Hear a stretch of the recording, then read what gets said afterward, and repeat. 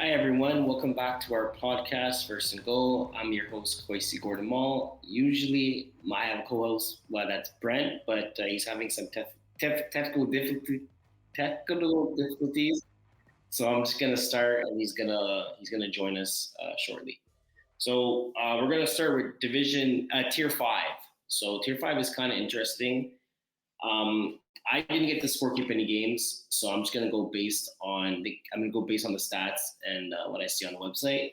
So one thing to look at, looking at the seedings for Tier Five, one game that stand out to me is that a very good football team and Vengeance tied.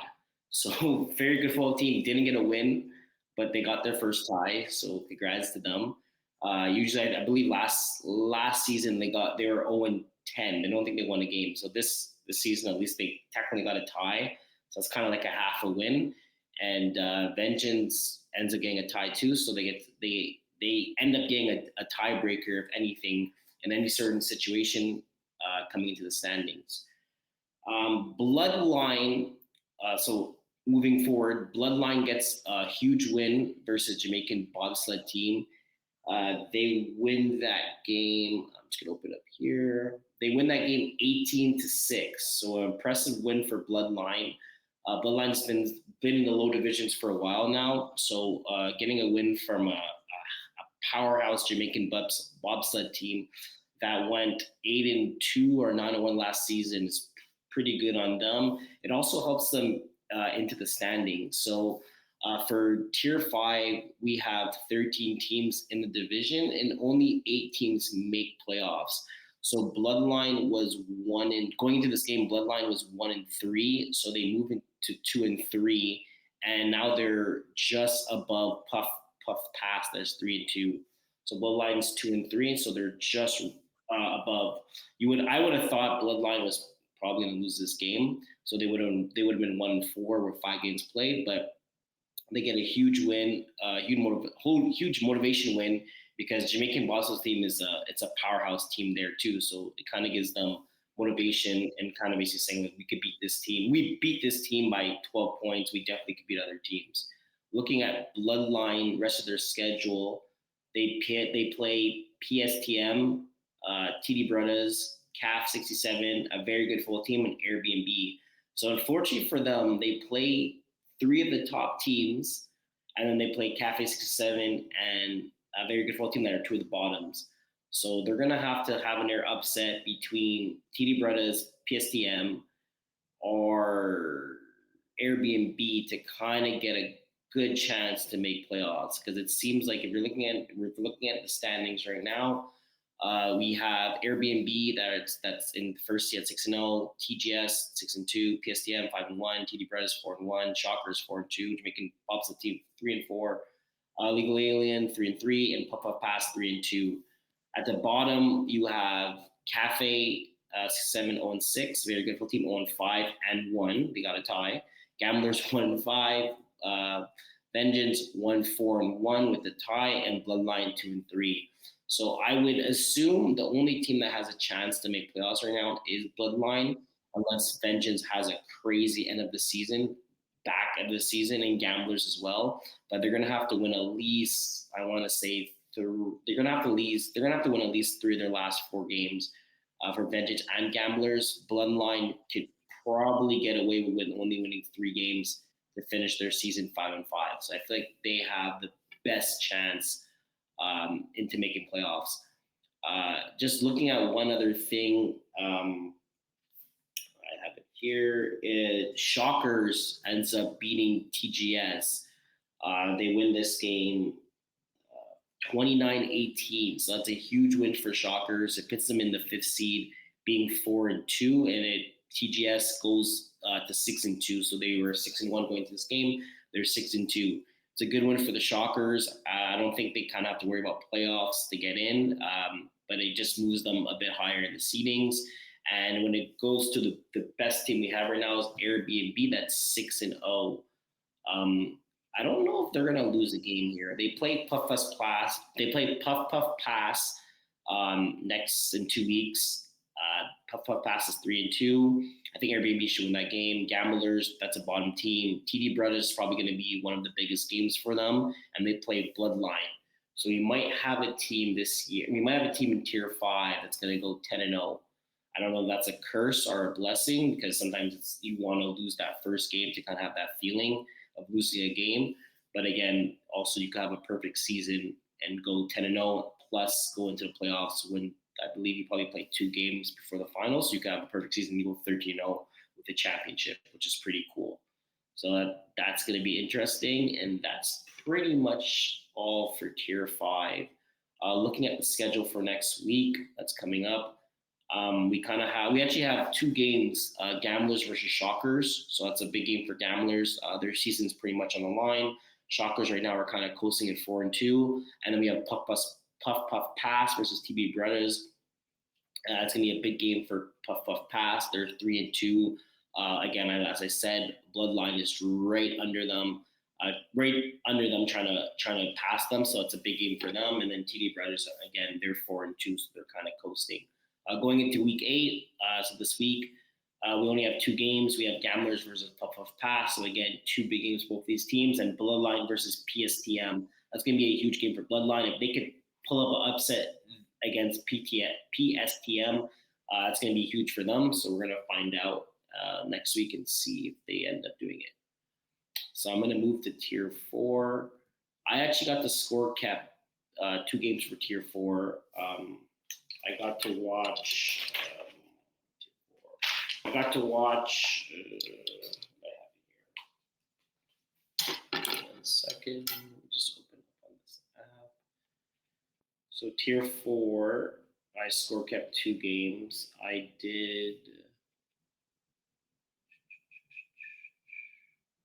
got to do sophomore exchange students versus Bend Don't Break.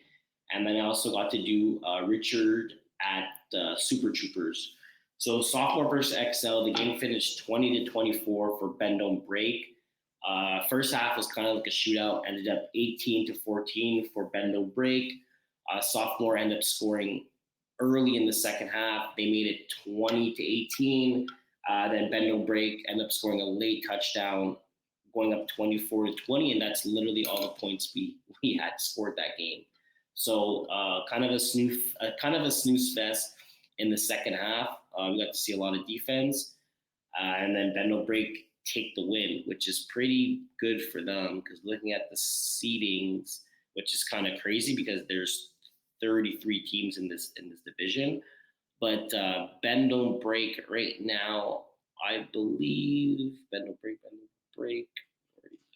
They're in the 14th seed, so they go to 4-2, and then sophomore XL goes into 5-1. So they gave sophomore XL their first loss, actually. So good job for them. Unfortunately for sophomore, they're not going to have an undefeated season, but they're still having a great season at 5-1, and they have 6 games played, so they have 4 games played left. And then we got to see Richard versus Super Troopers. That game was pretty interesting as well. Super Troopers ended up taking it down 32-31. I want to say that's for 32-31, I believe. Yeah, 32-31. So they ended up taking that game down. They scored late into the second half, but it was a good game. Both teams going back and forth. Defensively, I think both defense made 1 stop each. It came down to converts, and that's the reason why Super Troopers ended up winning that game. Going into the schedule, looking at it, we have 2 teams undefeated. We have Reborn Prospects that are 7-0, and we have Nut and Run that also are 7-0. So both these teams have been dominating the division. The fact that there's 33 teams is pretty interesting, and they don't play versus each other. So we might have 2 teams that are going to be undefeated. If you're looking at Reborn Prospects, last 3 games, they're 7-0 with 7 games played, so they have 3 games left. They play Uncle Rico Riders that are 5-1. They play Sophomore XL that are also 5-1, and then they ended with First Down Snifflers that are 2-5. So they have a pretty tough back end of the schedule if they're going to want that perfect record. And then you have Nut and Run that are also 7-0 with 7 games played, so they have 3 games left. they play for their playoffs situation. They play Voodoo, that's 1-5. Bible Studies, that is 2-5, and Brosco Hawks, that are 5-1. So they should win their next two games pretty easily. Oh, sorry, Bible Studies are 2-5-1. They actually have a tie, but the way None Run is playing right now, I think they should be able to take care of business with Voodoo and Bible Study. Briscoe Hawks should be the one that's going to give them the most trouble. And if they end up taking care of business, they're going to be 10-0. I think they have a better chance to be 10-0 compared to Reborn Prospects, where they have to play two top seeds, two top teams right now. Uncle Rico Riders and Sophomore Excel are in between the top 10 teams, so they're going to play two top 10 teams trying to make it a perfect record, and they end up playing first on stuff now that are 2-5 that are kind of struggling and trying to get their footing into this season. Looking into playoffs again, as I said, there's 33 teams in this division. We have 1, 2, 3, 4, 5, 6, 7, 8, 9. 9 teams don't make playoffs. The only thing kind of good in the situation is there's a lot of teams that are 2-4. So teams like First on Stiflers, Not Fast, Just Furious, Flag Dealers, FC Playing, Vito, Sourpuss, Show Me Your TDs, Arcus University, all these guys are either they have won 2 games or 1 game. But looking at teams that are kind of that clinched a playoff spot right now, the season ending today, a lot of them only have 2 wins, max 3. So we have from the 16th seed to the 24th seed, we have 8 teams right now that either have 3 wins or 2 wins. So it gives a good chance for the teams at the bottom to kind of catch up and still have a chance to make playoffs. Sometimes in situations where you could have teams that have 4 wins, and it's like if you only have one win and if you played 7 games, it's going to be kind of unfortunate for you to actually make a playoff chance to a playoff push to make playoffs, a push to make playoffs. But in this situation here, there's still a lot of games left. Most teams only played 6 or 7. I would say we have some teams that played 8, but most of them played 6 or 7. So you have a good chance to actually still make playoffs. So the season's still wide open, and you just got to win some games. Looking at Tier 4, other than that, so that's pretty much it for the playoff seedings and kind of seeing where everyone's at right now and who kind of has to make a push and who's able to go 10-0. Other teams to kind of talk about: Studs 6-1, Toon Squad 5-3. We also have the Peckers. I actually didn't see that the Peckers are 5-0, so they actually have a chance to go 10-0 as well, because they don't end up playing Reborn Prospects or None and Run. So we actually have 3 teams that could go 10-0. Peckers have 5 games left. They end up playing RS University, Not Fast and Furious, Bend Don't Break, Uncle Rico's Riders, and Richards. So they technically, I think Rico Riders should be a problem for them. Richard should be also a problem for them.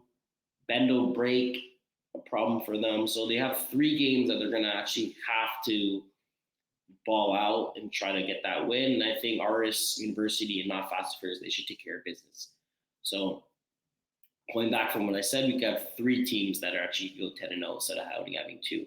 So again, a lot of football left. If you're looking at the schedule for schedule overview for the rest of the games that are happening,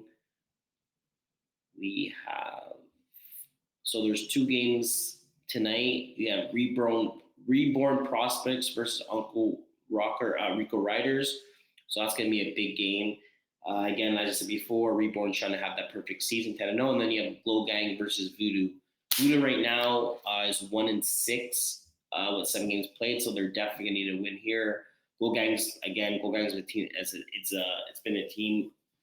I think it's been 2 seasons now. I've seen them, or 2.5 seasons. But they're a good team, so Voodoo's definitely going to have their A game.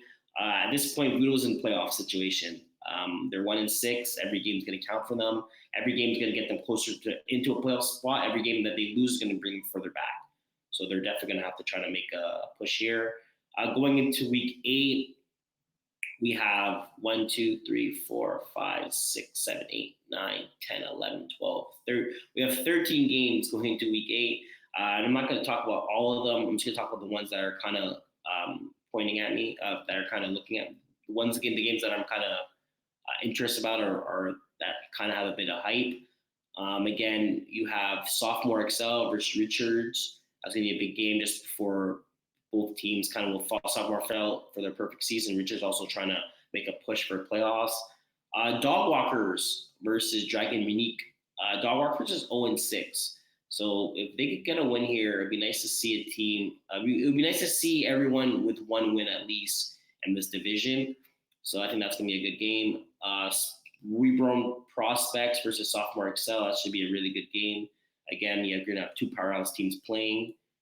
Rum and Coke versus Bend No Break. I think that's also going to be a good game. Rum and Coke is looking really good this year. They have a good roster. Bend No Break is literally what they're saying. I got the scorekeep their game. Their name kind of sounds exactly how they play. It's kind of saying you could bend, give up any yards, whatever. Just don't give that touchdown, or just don't break at the end. Always realize that you guys can win at the end of the game, and that's literally what they did last week, winning their game. So again, and then Show Me Your TDs versus Rum and Coke is also should be a good game, and that's basically going to start off the week on Saturday, October 25th in Brossard, at Brossard at the complex, at the Brossard complex. So that's pretty much it for Tier 4. We're going to go into Tier 3.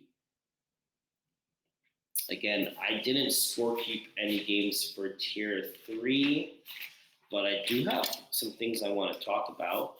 So looking at the schedule we have for Tier 3, so the one game that I kind of looked at, the one game that I kind of saw right away was Bruins loss versus Les Gros Laves. I believe that's how you pronounce the name.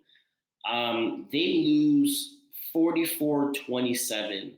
So that's a huge game for Les Gros Laves.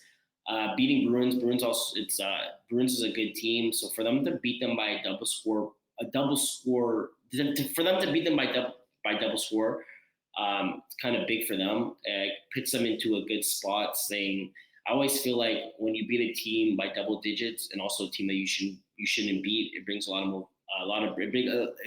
of motivation to your team. Just to say that we could play with anybody else and we could beat anybody else at that point. And they just lost, and to start that week, they lost versus Black Vipers, 32-25. So the fact they lose on Thursday, bounce back on Friday, is kind of huge for them. You know, it brings motivation to the team and kind of gets things kind of rolling for the next week. Pasta Arabi, good win on. They beat Mama Boys, so good win for them. I believe that was their first win of the season. They've been struggling the last 2 seasons. I don't know exactly why they've been struggling as much. They're a team that's based on a lot of guys that played flag, so I don't see the struggle as much. They are playing Tier 3, but I mean they're a Division 4 team, so I feel like they shouldn't be struggling. I understand that you could struggle, but looking at the standings, I believe last year they finished 0-10. I don't think they won a game, or 0 or 1-9 or 2-8. I don't know exactly what their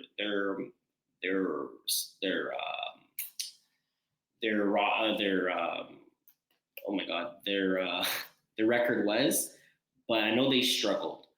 Right now they're 1-5. They got their first win, so they got it out the way. But they're gonna have to make a push if they're gonna want to make playoffs.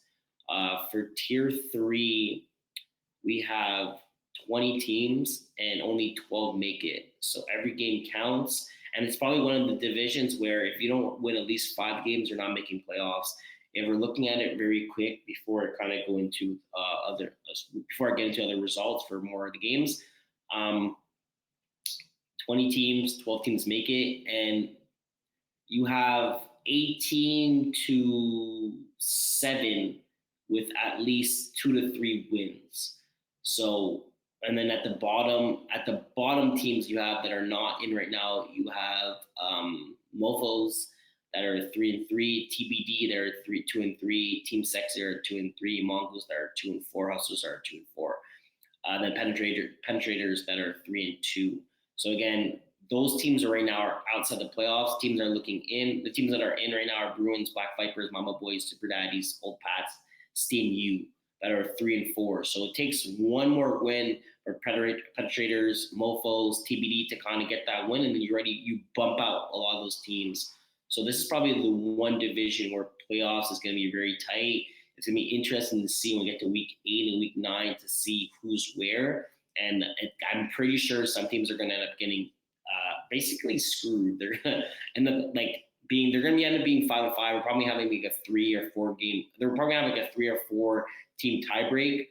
We're going to have like 3 or 4 teams that are going to be tied, and it's going to be a disgusting tie break where it's going to be points against when teams are tied. It's points against, and it's going to be like a team that kind of dropped. They let a team score 30 or 40 points one week, and it's probably going to be the reason why they don't make playoffs. Going into the schedule from last week, we had BBB, so Beer Belly Berague, that ended up losing they lost versus the Hustlers.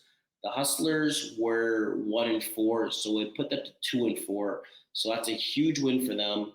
For BBB, it doesn't really matter as much. They're 4-2.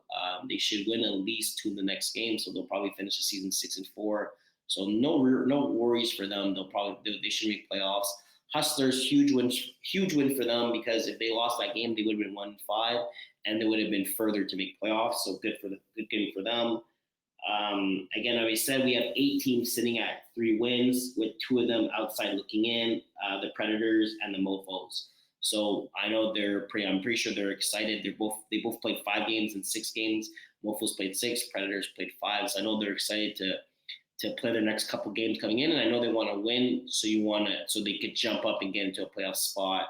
I know probably the most exciting thing in FPF is the fact the amount of teams you do get to play. So you don't have to play a repeat of teams, but also when playoffs start, it's kind of when the real football does start, and it's exciting to play a team that you played against or a team that you didn't play against, but also just to make playoffs. It's very exciting. Playoffs is it's a very exciting thing, and it's also something that's kind of extra in this league. As we said, you're guaranteed 10 games. Playoffs is a bonus. So the fact that you can make playoffs and you can play maybe 1 or 2 extra games with all your boys and your teams, it's something that's a privilege, and it's also nice to do. And also, if you can make a playoff push where you can maybe also get to the finals, it's also something nice to do. And it's something that's it's extra. Like you pay for the 10 games and you make playoffs. It's something that's extra in the league. So that's also something always nice to see. So again, looking at the schedule for the rest of I believe there's some games coming on tonight. So for Wednesday, we have TBD versus the Hustlers to end the week. And then we have 5 games going into week 8. We have Pasta Arabi playing Mofos. That should be a good game. Jugger Bomb versus Les Gros Lavers. That should be a good game as well. Jugger Bomb being a powerhouse team this year. They're 5-1. That's pretty much it. That's kind of that's going to be interesting for this week. Those are the 2 games that I think they're going to be the most interesting going into week 8. So I'm gonna go into tier 4. I'm gonna go to tier 2. Tier 2. So tier 2. Tier 2. Just to look at it. So I did do tier 2. I did 1 game in tier 2. If you're looking at the schedule, I'll probably put it up here. So tier 2, I did Mongoose versus Les Verges Folie. So that's the only game I did, before the week starts, I'll kind of go backwards. I'll go Hard 8 versus KGP Originals. So KGP takes it down 28-20, so that's a huge win for them. Idaho plays Le Verge Full. They win 32-29. And then you have Le Verge Full versus Mongoose. That's the game I did. Le Verge Full looked good. Defense looked solid. They got a lot of stops. Mongoose was kind of struggling from the start. They didn't have their quarterback. The quarterback did not play for them, though. I know that's for a fact. They ended up going with Thomas Kutsu instead. He kind of struggled. He went 10 for 15, 105 yards, 3 touchdowns with 3 INTs. So that didn't help them. Their defense tried to do as much as possible. They had a few stops, only letting the Verge Full score 27, but unfortunately only scored 18. So going to the first half, this game was pretty close. It was 14-12. Both teams scored. The Verge Full ended up getting an extra convert, so that kind of helped them. And then going to the second half, Mongoose couldn't get it starting. They're kind of struggling stop after stop. Le Verge Full ended up getting 3 INTs. I believe 2 came the second half. So that was something that Mongoose, unfortunately, it's hard to win a game when you throw 2 INTs in the second half, especially when you're also down by 2. Le Verge Full ended up scoring 2 touchdowns in the second half. So they brought the score to 27, and Mongoose only scored 1. So this game ended 27-18, and it brought the Verge Full one step closer into the standings. Right now, Le Verge Full are 2-4, Mongoose is 1-5. So that game was pretty big. If you look into the playoff seedings, there's 7 teams in this division, and only 6 make it. So that was a big playoff. That was pretty much a good playoff game for these 2 teams last week. Right now, looking at the schedule, we have Idaho looking at the standings. We have Idaho that are 6-1, Camping Butte that are 4-1, Flag Slayer Corp that are 3-3, Hard 8 that's 3-4, KGP that's 3-4, and Le Verge Full that are 2-4, and then Mongoose that are 1-5. If I had to guess, again, I believe the only 2 teams that are kind of in trouble right now are Le Verge Full and Mongoose, and the fact that Le Verge Full got the tiebreak now on Mongoose, that helps them. Mongoose is going to have to step it up. Looking at their schedule, they got Le Verge Full again, so they got a back-to-back game. That game is going to be huge. They're going to have to win that game and make sure they beat them by more than 9 points just for that tiebreak, if anything. Then they play Hard 8, winnable game, Campe Butte. That's also a winnable game, and Flag Slayer Corp, winnable game. One thing I do have to say in Tier 2, I think anybody could lose. All these teams are good. They have talent up and down. It just depends who shows up, what quarterback's throwing, and if you have a full roster. I feel like if every team has a full roster, any team could win. Idaho, right now, looks like the clear powerhouse. But again, I think it's the one team that's been playing with each other the longest. Idaho has been a team that's been in the upcoming. You have Brady right now that's slinging the ball. If you look at his stats wise, he has 138 yards passing, and his lead receiver, I think it's Dondre. Yeah, Dondre at 200. No, actually, it's not Dondre. It's Manu. Manu has 371 yards and 10 touchdowns. Dondre has 273 with 9 touchdowns. So those 2 are kind of leading the pack. And then you have also Justin Wade at 248, which is pretty good. So those guys are kind of leading the pack. Brady's having a great season. I'm just going to get his stats right here. So I was looking at I want to see his INTs. He has 138, 1,308 passing yards, 37 TDs with 3 INTs, completion rate at 74.2%. So he's having a great year. Again, Brady usually always has a good regular season. His biggest problem is playoffs. So hopefully he's able to get over that hump. I want to say that they're going to end up finishing the first seed. They finish with Flag Slayer Corp, and then they play Flag Slayer Corp again, and then they play Le Verge Full. So I definitely think they should finish 9-1, and Brady's gonna have to make a playoff push and win the championship this year, because I believe that this year is the year that he should win in tier two.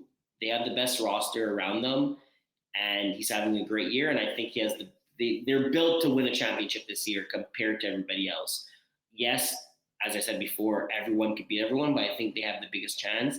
And I think if he wants to win a championship, and I think he's been waiting for a championship since he's been up in the higher tiers, tier one, tier two, division one, division two, I think this is the year he kind of has to step up to win a championship for his team.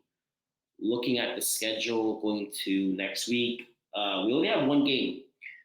We have week 8, KGP Originals versus Campy Butte. So again, that's a big game for KGP.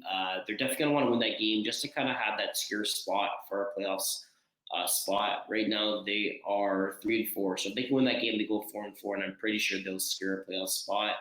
I don't see Mongoose getting 4 wins this season, maybe 3 if they're lucky. So I think if KGP gets that win, I think they're in, and they don't have to really worry about making the playoffs. So that's pretty much it for tier 2. So I'm gonna go to tier 1. So going to tier 1, again, I didn't score keep any games for tier 1. So I'm just gonna go based on the schedule and kind of what I like, what I saw. So tier 1, week 7. So you had Royal Lemure versus Child Please, and you had Braves versus Party Crashers.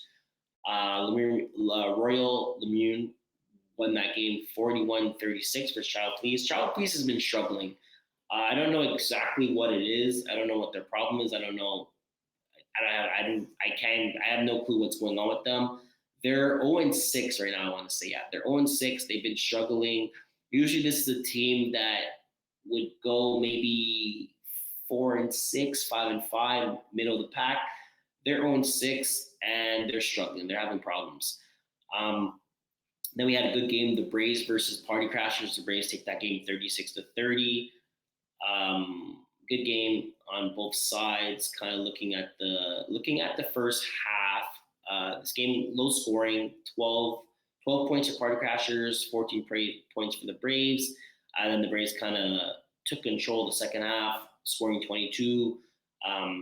And Party Crashers scoring only 18. Josh Lee was at quarterback for Party Crashers. He went 18 for 33, 239 yards, 5 TDs, 5 touchdowns, 2 INTs. So 2 huge INTs for the Braves, done by Emil and James Drysdale. So that pretty much secured them the win. I'm pretty sure if he doesn't throw those picks, they probably win. Since this game ended 30-36, 1 possession game. But it's nice to see that Party Crashers are scoring. Again, me and Brent kind of talked about this before. This defense is disgusting.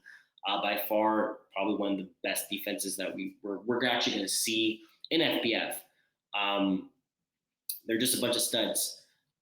They just keep adding guys. They keep adding literally lockdown defenders. That's probably one of the biggest things they have, is that their defenders are lockdown guys. Offensive wise, not the best guys, but they're athletes. So it's like kind of throw the ball up, we're going to catch it, and they don't really drop a lot of balls.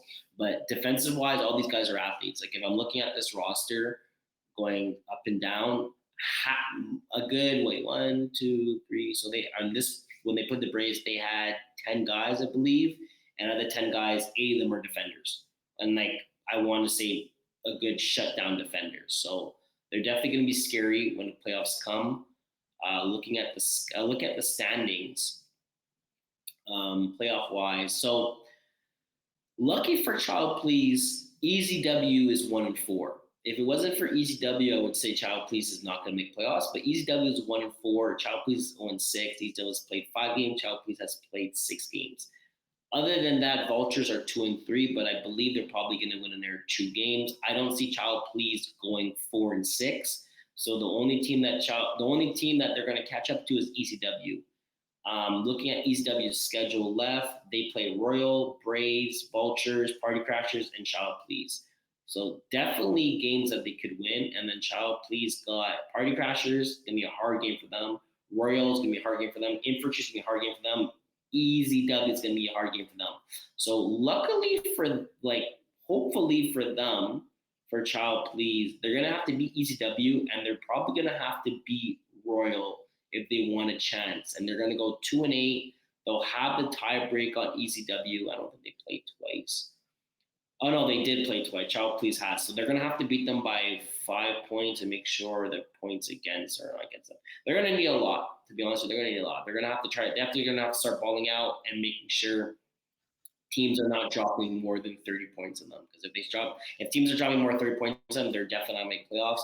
They have maybe 2 or 3 weeks to kind of step up and see what they could do. And if they don't do that, unfortunately, their season's not over. They're still gonna have their 2 games left, but they're not going to have a chance to make playoffs. Look at the top teams. You have the Infantry that are 6-1, and Braves are 6-1. I believe they play this Saturday, so we're looking at maybe a first place seed game here. Regarding playoffs, I don't know exactly how it works. I'm not sure if there's any buys, but we're gonna have Infantry versus Braves playing this Saturday. It's gonna be a big game. I think the winner of that's gonna clinch the number 1 seed. So that's a game that's gonna be that I'm looking forward to kind of see. I believe it's in Brossard. I'm not sure I'm scorekeeping that field, but I'm definitely gonna be there. So I'm excited to see that. Last time the Infantry beat the Braves, I believe it was a close game, but I think they won by 1 score. So that's going to be good to see. And then looking into it that's going to be week 8. We have 5 games week 8. So we have Vultures versus Party Crashers. We have ECW versus Royal. We have Party Crashers versus Child Please. And we have Vultures versus Braves. So again, we have a lot of action for Tier 1 coming into week 8. And a lot of teams that kind of have to win to kind of just either make a playoff push or kind of secure a number 1 spot. So that's going to be very interesting to see for Tier 1. I just want to see something with the schedule regarding here. So last week is So Child Please versus ECW. They play one. They play the last. Child Please or ECW is going to play week 12. So then we might actually get to see the last playoff spot given to one of these teams maybe in week 12. That's going to be interesting to see, and that's going to be in Brossard. So that's going to be like a playoff game before playoff start. So that's also super cool and get to see that. That's pretty much it for Tier 1. Now I'm gonna go to co-ed 3. Again, I didn't do co-ed 3. I didn't score keep, so I'm gonna just kind of go off base of what I see. So co-ed 3, we had Thursday. So we didn't have any games for co-ed 3 this week. Me and Brent kind of talked about the games last week, so kind of maybe looking at the standings to kind of just gonna like a quick refresh. It's gonna be on Big Steppa's. Co-ed 3. There's 5 teams that make. There's 5 teams in the division, and only 1 team doesn't make playoffs. So Route Runners versus Big Steppa's are kind of the 2 teams looking out. They're 1-5 and 1-4. So it's gonna be interesting to see who makes playoffs there. Looking at the schedule for this week. We only have 1 game, and it's Incredibles versus Big Steppas. So that's interesting to see. Big Steppas are definitely going to have to try to come out with a bang. The last game they played, Delicious and Delicious, they ended up beating them 20-13. So hopefully they could lead on that streak of the 1 game they just won and use it against Incredibles, because they're definitely going to want to try to get a win here or try to win as much game as possible going down the rest of the schedule for them. I'm going to move to tier co-ed 2. Again, I did not score keep any co-ed 2 games, so I'm just going to go based on what I see and what kind of looked out to me, what I wrote.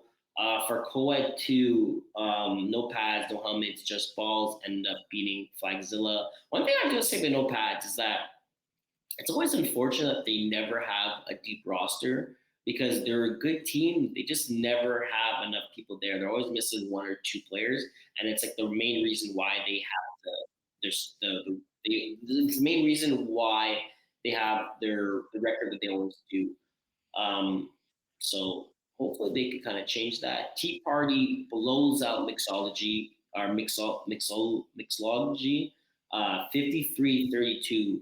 So huge win for Tea Party. I think me and Brent were kind of talking about that game. I believe I took Tea Party, and maybe we both took Tea Party. I'm not sure, but I know I took Tea Party. So huge win on them. They end up winning 53-32. So I think that's a big statement game for Tea Party, winning this game. Ends up being Double Bit ends up being no pads, 38-30. So that's good on them. And then Kamikaze takes care of Michael Scott Tots, 45-24. So looking at the standings, the playoff. Looking at the playoff standings, everyone makes playoffs. So, um, as I said, as Brent just joins us right now, Brent kind of knows how I feel about teams. Everyone making playoffs, I kind of feel like it's not as fun because you're not really playing for any. Well, you're playing for something, but like at the end of the day, you can have the worst season, be like a decent team, end up playing versus the best team after beating them, and then it's like there's no like punishment for having a bad season. The only punishment is you have to play one of the best teams moving forward. But if your team is balanced and let's say you're just missing players and everyone's there for playoffs, at the end of the day, it's like doesn't change anything for you. So that kind of sucks. Tea Party 6-0, Kamikaze is 5-1. They play versus each other. No, they don't. How do they not play versus each other?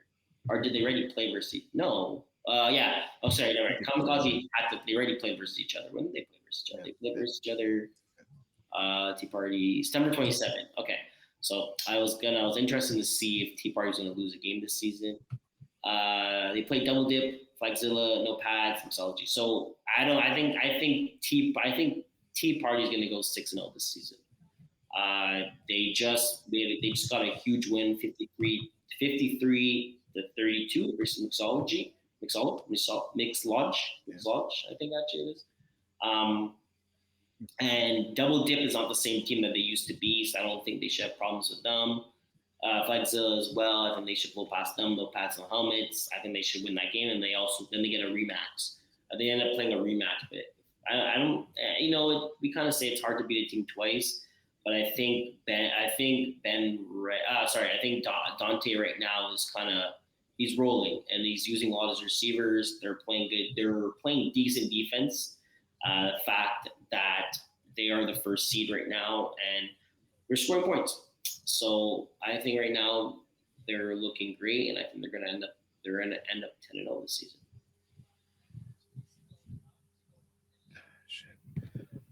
Yeah, I hear you. I mean, that's the thing I like about Dante as quarterback, right?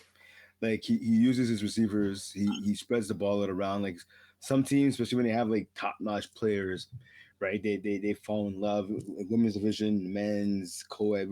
We see that a lot, right? Where the dominant players get the ball, but on this team, the ball gets spread around to everybody. Everybody makes an impact. Everyone has a say in what goes on, and I think that's one of the reasons why they're one of the top teams in this division and why they're so successful as they've been so far. Mm-hmm. And you wouldn't think as much that like Dante would be able to come into tier 2 and kind of just all out and bring a team that's 6-0. Their roster overall it's pretty good. The roster it's overall pretty good. It just you wouldn't think. I think this is his first year throwing for tier 2 for co-ed 2. So the fact he kind of could come in there and win the amount of games that he's winning, it's impressive. Again, he has a good cast around him, so that does help. His females are also all ballers. I would say all of them are women's one players. Emma, Lori, Megan. That helps. Like you probably have like right there. I can see all these girls playing co-ed 1. with no problem and competing. So he does have a good cast around him, and also his guys are pretty damn good too. You have Ben, you have Mateo, that's his brother, and then you also have Felix that doesn't have that many games played, but again, he has a good cast around him, and then so it's like it's impressive, but it's like, how do I say this? It's impressive the fact that he's 6-0, like, and it's not, but it is just because, like, if that makes any sense. Yeah, that makes sense. And so I just want to say something as well. Like, so I know I was talking about obviously like what I was saying before, right, about the success of their team. Also, you can't forget like players like Phil Roberts. Well, Phil's only played one game, but Phil, Ben, Emma, obviously Dante, Mateo, right? They've been playing together for a while, right? And so that continuity, that chemistry is there, and as well, like in terms of like including everybody, this team is really good, and Dante as a quarterback is really good at making you pick your poison. Like you know, on successful teams on offense, anybody can go off. Anybody could have a good game, which is speaking to my previous point from before, right? And I mean, okay, so do you guard Emma? Okay, you guard Emma. They'll kill you with Lori. Lori will kill you underneath. You can take the deep shots to the big guy to Mateo, right? You have Ben who could run short stuff. He could run deep stuff. He has the speed to match anybody in FPF, right? And you just have like a lot of weapons just in his offense in general, right? You could go at teams and then even defensively, right? Okay, so like Laurie and Ben, are they the tallest players? Dante, no. Are they the tallest people in the world? No. But Leah has that length. Emma has that length, right? To really make an impact on defense. And this team is physical too. Like they're not gonna like lay a shoulder into anybody, but like they could rip the ball out. They tackle really well, and they play the ball in the air, right? So those are some pretty impressive ingredients. You mix that all together, you have a really good team like you have here at Tea Party. Yeah, exactly. I'm surprised. I'm also curious to know where they got the name Tea Party. Yeah. Yeah. So I'm definitely gonna spend that. Going into week 8, so we have Double Dip versus Tea Party, and then we have Flagzilla versus Shikara's. So it's gonna be interesting to see Double Dip versus Tea Party. I think that's gonna be a good game, and also Flagzilla's as well. I think both these two games are gonna be good. I think both teams are it's a good matchup. Double Dip again, as I kind of, we don't have the same roster, so I mean that doesn't help them. But it's gonna be curious. I'm curious to see how the game's gonna go. I'm gonna be there in roster to kind of watch it, so I'm definitely gonna try to peek at it when I'm scorekeeping it there. I do think Tea Party is gonna win, but I'm curious to see how Double Dip's gonna do against them. Curious to see it. So that's pretty much it for co-ed 2. Okay. Wait, what did you say? Sorry, all I heard was tier 2. Yeah, so I said that's it for cool. for co-ed 2. Yeah. So looking at co-ed 1, I actually did one game for co-ed 1. I did Kiss My End Zone versus what's that team called with Alex? I did Kiss My End Zone against Le George de Tuc or Le Gare. Okay, I know who you're talking about. Yeah, La Guerre de Tuc. Yeah, Le Gare de Tuc. So I did that game. Interesting game. Le Gare de Tuc was they looked like they were kind of dominating the whole game. Alex, I believe he threw a bad pick to Jean Slee coming down to the end of the game until the second half. Kiss Manzo ends up scoring. They scored with about, I want to say, a minute left in the game. Alex goes down the field, drives, hits a lot of guys outside. Then there was a call which, like, to a point where if you're a quarterback, I think you kind of have to realize. So the ref told them that there's 3 seconds left in the game. So they got out of bounds. He's like 3 seconds left. Okay, he said 3 seconds left, 2 plays.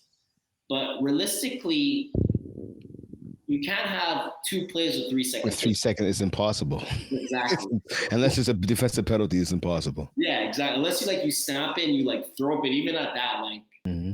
Unless you it's a throwaway, you catch it, you whip it somewhere that you don't want. You want to have 0. I don't know. He said, I was like, okay, I was 2 plays left, but right away, you don't have 2 plays. It's so. Alex is maybe midway from the end zone, he's halfway. They marched halfway. He throws the ball to I forgot her name. It's his girlfriend though. Just gonna pull it up here. He throws the ball to 1 second. Schedule.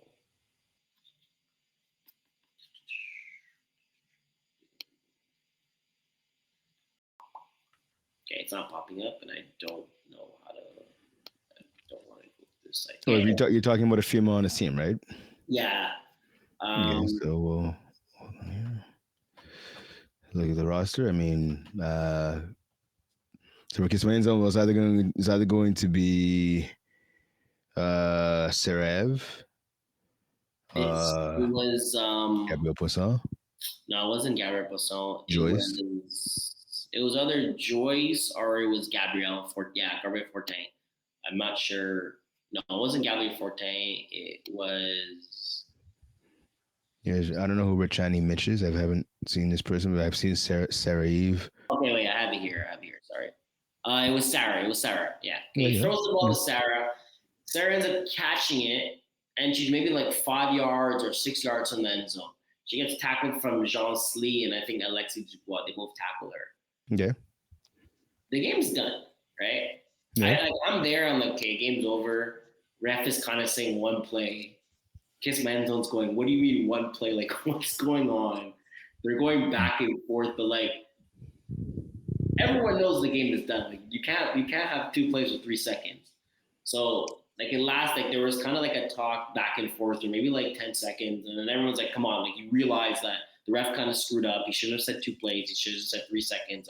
There's no plays left. It's 2 plays. It's 3 seconds. There's no 3 seconds, 5 plays. That's over with. So guess Menzo ends up winning that game. Should they have won that game? No. Les Gros took where they were in control the whole game. He ended up throwing a costly pick, and they lost because of that. I don't think James Drysdale was even there. No, it doesn't. He's not on the roster. Well, not on the game roster. Yeah, I don't believe this. I don't think he was there. Anthony Drysdale was there. He made a couple plays. Yep. But yeah. Anyways, they were in control. They were leading the whole way, and they ended up losing the game 30-31. So they actually dropped. I believe they started 4-0. They started 4-0. They're 4-3 right now. Right. They're 4-3. I don't want to be that guy, but they play Kiss My End Zone. Okay, I'm telling you, Kiss My End Zone. I don't think they're gonna lose that game. On that rematch, they play Lego My Flag. I'm giving Lego My Flag secure win over there, and then they play Fit Squad. Fit Squad is not a bad team if they're hot. I personally think they end their season 4-6. I think they end their season 4-6, and it's crazy to think. Look at this, but if they end their season 4-6, I believe it's squad merge. No, never mind. I'm not going to go that crazy. I was going to say they finished 3-4-6. They're going to get not going to playoffs, but I don't see Fit Squad winning more than they play 4 games. I don't think they're going to win more than 1 game. But if Fit Squad can win 2 more games, win them versus Les Tux, I think Les Tux are going to get knocked out of playoffs. I mean, yeah, it's a possibility, right? I mean, if you look at it, right, so Fit Squad right now, like I said, 2-4, right? So they're in last. They're not out of it, right? They're 2 points behind the merge and Kiss My End Zone, and Lego My Flag. Obviously, tiebreakers are going to factor in big time with that. But I mean, you look at the team. Who Fit Squad? They have Kiss My End Zone this coming Saturday, right? You'll be there, Brassard. Then they have the merge, another team that trailing everybody really. The Gerda took again, and then the merge one more time, right? To wrap up the regular season on November 16th. So I mean, okay, I was gonna ask you. I think out of this last 4 games that they have, I could see Fit Squad. I'm not saying it's gonna happen, but I could see Fit Squad perhaps. I mean, look at their offense. Their offense is not bad, but it's I definitely guess not as. It's definitely one of they struggle to score sometimes. I still though I can see Fit Squad winning I guess maybe one of those games. I consider beating Kismanson. It depends on what roster Kismanson goes against. I just don't think they can Yep. beat the merge. Yep. I don't think they have a good enough rusher for Mark. I think he's kind of if you don't have a good rusher, he kind of takes control of the game, which Yeah. is unfortunate, but that's what happens when you have a running quarterback. Also, one thing that's I'm kind of looking at is that they took they're basically the worst defense. They allowed 200. They have Yeah. Yeah. 70 Yeah. played, but they allowed 260 points. Right? You have Lego My Flag that played 6 games. They allowed 193, so they're one game Yeah. back. Kissman's on 176.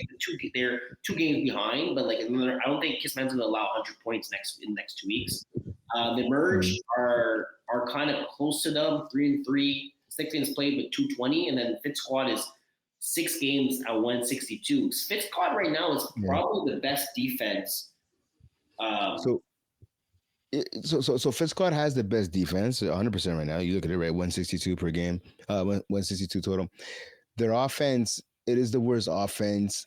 I know they put up more points. They put up 11 more points than Kiss My End Zone, but Kiss My End Zone's only played 5 games versus Fit Squad's put up 6.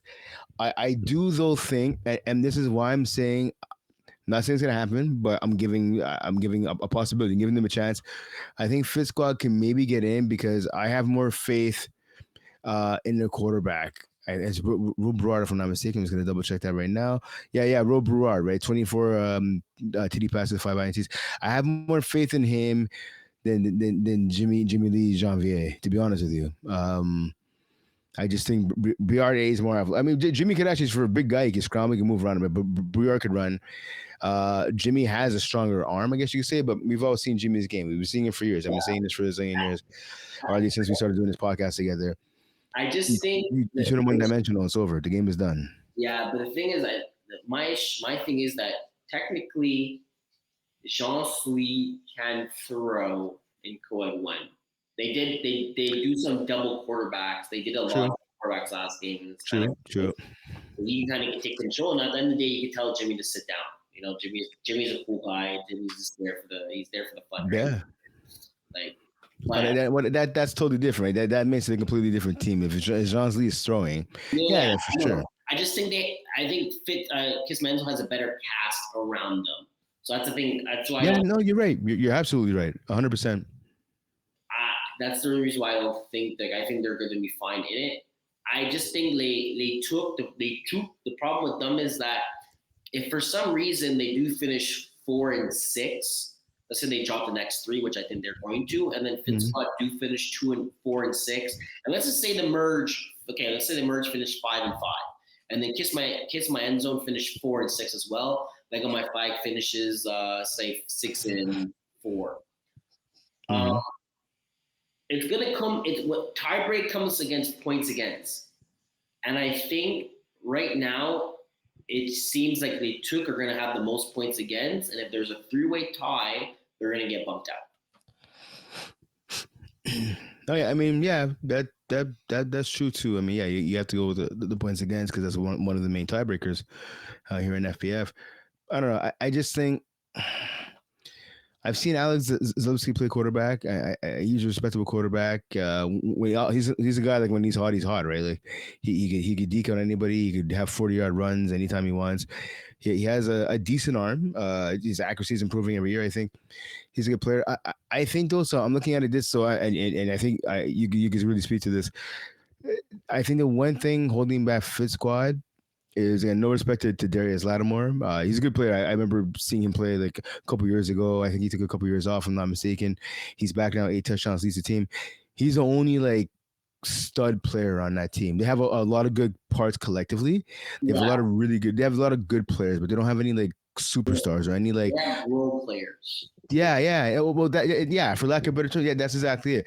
Yeah. Like you look at the merge, right? They have Jerome, they have Emma, right? They're studs. Even if you merge Joel Vandal on defense, she's a stud. You can even throw Laurie in there as well, right? Laurie's a playmaker. She'll make plays, and like you look at the other teams, obviously, like we talked about, there's Jean-Lee squad. There's Jean-Lee in and of himself, right? Who can go out there and he could turn the game. I like the drop of a hat, right? For Kiss My End Zone. Like he doesn't need much to get going. Obviously, you know about Lego My Flag, right? The talent that's on that team. I mean, like, you know what I mean? The Sanders, it's just like it's like an embarrassment of riches on Lego My Flag. So I mean, you know, you have guys like Alan Malinoff, a ton of guys on yourself. You're on the team. Well, I know you've only played one game, but like, you know what I mean? There's guys that could take over a game. Maya, right? Paul. So there's no shortage of talent on that team. And you just go back to Fit Squad, like, who do they have in crunch time? They could just take over a game on either side of the ball and just, I'm going to put the team on my shoulders and win it for my team. I think that's what they're lacking. That's my biggest reason why I think they don't make the playoffs. They still can, of course, but I think that's why they don't make the playoffs. Yeah, they're missing one or two players to kind of. I'm sorry, not one. They're missing a stud. They need someone where it's to a point where their quarterback can throw the ball to that person 10 times in a game, and he's going to catch all 10, and he's going to literally win them the game. Or he's going to get that pick, or he's going to be – they just need they need a better playmaker. Lattimore is good, but I think he's just missing – like, he's not I believe he's a soccer player. I don't think he's a flag player.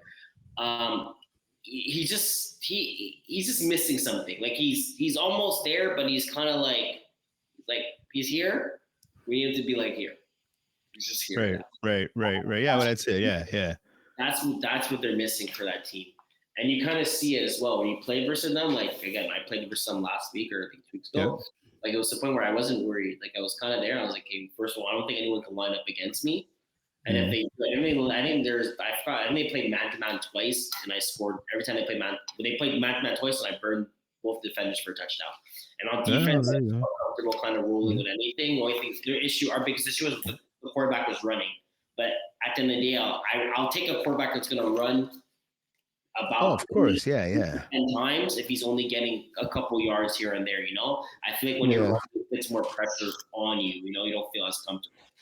So, 100%. You're not wrong with that. Interesting to see how the rest of the season is going to go. Curious to see the next few games that we're going to see going into next week. As I said, we have Fit Squad versus Kiss My End Zone. We have the Merge versus Lego My Flag. So that's going to be 2 good games. Fit Squad versus Kiss My End Zone is going to be a very good game. If Fit Squad could win that game, it's going to put a pressure on everybody else. And then the Merge versus Lego My Flag is also going to be a good game. I believe 3-2 versus 3-3. I think Lego My Flag is. We're 3-3, so both teams are 3-3. So whoever wins that gets the higher seeding, well, the higher standing ranking, or whatever, going into week 9. So that's pretty much it for co-ed 1. You could go at go women's 1. Sure. Women's 1. So I was curious to see. So I didn't scorekeep any women's. We got to see. Remember where we kind of talked about how Wolfpack and McGill were going to play. McGill won 37-6. I actually got to see some of that game. It was going on to Phil next to me, but I wasn't really kind of paying attention. All I remember is McGill was kind of just cheering. Like, they're kind of every time I looked, McGill had the ball, and it looked like they scored a touchdown. They pretty much dominated that game, 37-6. And then you had Mercenaries versus She Sparks, and Mercenaries took it down 43-12. Again, kind of like I'm kind of surprised on McGill versus Wolfpack. 37-6. I thought it was going to be a bit closer game, to be honest. As did I. I mean, that game was 24-0 at the half from McGill. I didn't see that coming. I'm not surprised that McGill won. I figured it'd be, but like you said, it'd be a lot more closer. I thought it'd be a lot more closer than what it was. Yeah. And then she sparked some mercenaries. I figured, to be honest, I thought this game was gonna be way worse. I thought Mercenaries probably gonna win like 60-6. So shout out to She Sparks. I scored 12 points. And you only allowed 43. So we're getting better every week. Yeah, and that's what it's all about for that team. That's what it's all about, getting better. Again, they started off in Women's C this past summer. They made the playoffs, right? They didn't. The season wins and losses didn't go how they wanted it to. But again, this is all. It's all an experience. It's all working and striving to get better as a team, getting more chemistry, realizing what works and what doesn't work, so on and so forth. So I want to go back to that McGill Wolfpack game for a second. Shout out to Emily Adams, former guest on the show, 5 TD passes in that game. Agath, Richard, 7 catches, 108. Alyssa Goulet, 2 TDs. Ophelia Richard, 2 TDs. So obviously she spread the rock around, and that team did their thing. There was a pick 6 by Agath Richard as well. So she definitely had a game. 101 yards, 108 yards, and a touchdown, and a pick 6 on defense. So shout out to them. Alyssa Goulet, 2 sacks as well in that contest. But what I mentioned to us, okay, I wanted to ask you about this for next week, right? We're coming up with the ladies for women's 1 year. So McGill, right? So we talked about that big win over Wolfpack, which again, kudos to them. It's a good response by them because they got smoked the week before Thanksgiving Sunday, 42-6 by Chaos. The week before that, on October 7th, they got beat down at Mary Vic by Icy Hot 27-20, right? So for McGill, I'm looking at it right here. That's their first win since October 2nd. So now they take this little mini 1-game winning streak. They have Icy Hot again this Saturday in Brassard, right? So you'll be there to see that game. So I'm wondering which McGill team will show up. The one that was playing with confidence and beat down, I should say, a veteran Wolfpack squad. They're taking on a much better Icy Hot team now. Is it going to be a 27-7 game, or can McGill make this closer or even pull off the upset? Like, what do you think? How do you think this one's going to play out? No, I think Icy Hot's going to win by double digits. Yeah. To be honest, I don't think Wolfpack's good this year. So the Fair. fact that McGill won 37-6, like, good for them. I mean, it's a win's a win at the end of the day, and you played versus a team that it is a veteran team. Don't get me wrong. Wolfpack's been playing with each other for a while, but I just don't think they're as good. McGill has good athletes, right? Yeah. Emily's a great quarterback. She's getting better.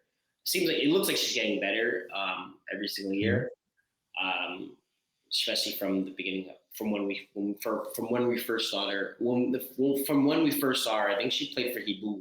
Like Hibu. Yeah, she did. Yeah. I think that's where she kind of started. Mm-hmm. But I just think McGill. They were the better team than Wolfpack. Up and down from the roster, looking at the rosters, kind of look at the girls that are playing on McGill right now. They do have some studs on that team. So I just think they're just better. And the fact that they won 37-6, it just kind of shows that they are better and Wolfpack's worse. So I don't think the fact that they won that game, it's gonna be like, okay, we beat Wolfpack by 29. We have a chance versus Icy Hot. I think Icy Hot's gonna win this game by double digits. Okay. Looking at and speaking, we talked before. I mentioned a few minutes ago, right, about Women's C. Obviously, She Sparks taking on Turf Titans. So it's back-to-back weeks. So it's gonna be this Saturday, the 25th in Brassard, and then the Saturday after November 1st. I can't believe we're almost already in November, but November 1st in Brassard, it'll be She Sparks against Turf Titans.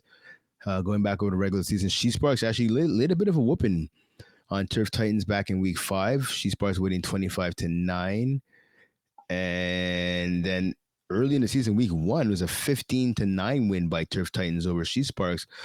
So this is, I don't want to say it's a rubber match because they played each other 4 times, but in this latest chapter, again, between She Sparks and Turf Titans, that should be a good game again coming up this Saturday on Field 3 in Brassard, 11 p.m. actually, pardon me, this coming Saturday night.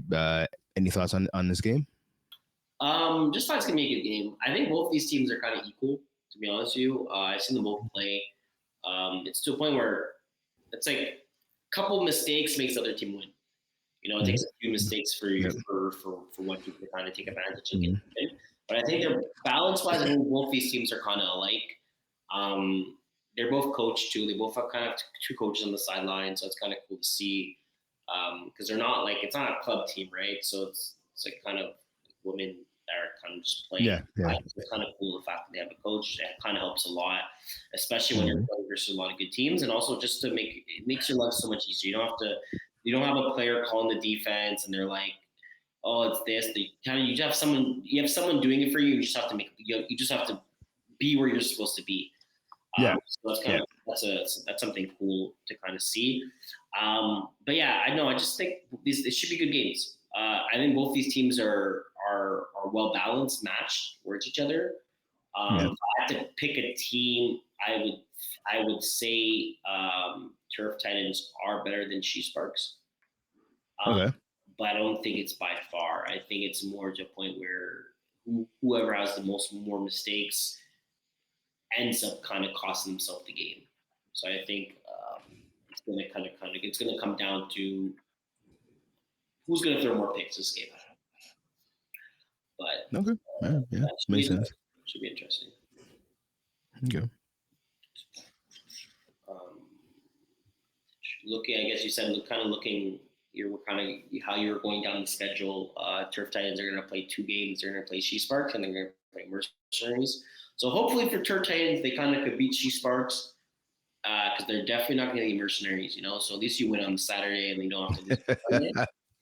Quaysie calling him out, eh? So I say, ladies, that's some bulletin board material right there. Quaysie's already giving you guys a yell against the Mercenaries this Sunday in Laval. Yeah, 100%. Prove him wrong. Yeah, if they had to prove me wrong, it'd be crazy. Imagine if they do, though. Imagine if they do. It would be like I think Mercenaries would have to just not show up. Wow. Turf Titans, I hope you're watching. I hope some members of that team hope all you are watching. They played versus each other 3 times. They lost 45-0, 24-0, 37-12. So, I mean, yes, it's gotten better regarding scoring, but, I mean, I don't see this game. I believe they're probably going to lose by maybe 30. I don't see them make any closer than that. So hopefully for Titans, you guys beat She Sparks, and you guys play Mercenaries and end up losing that game. And then I'm excited for Wolfpack versus The Rock, though. That should be an interesting game. Yeah. Because again, Wolfpack doesn't look that good.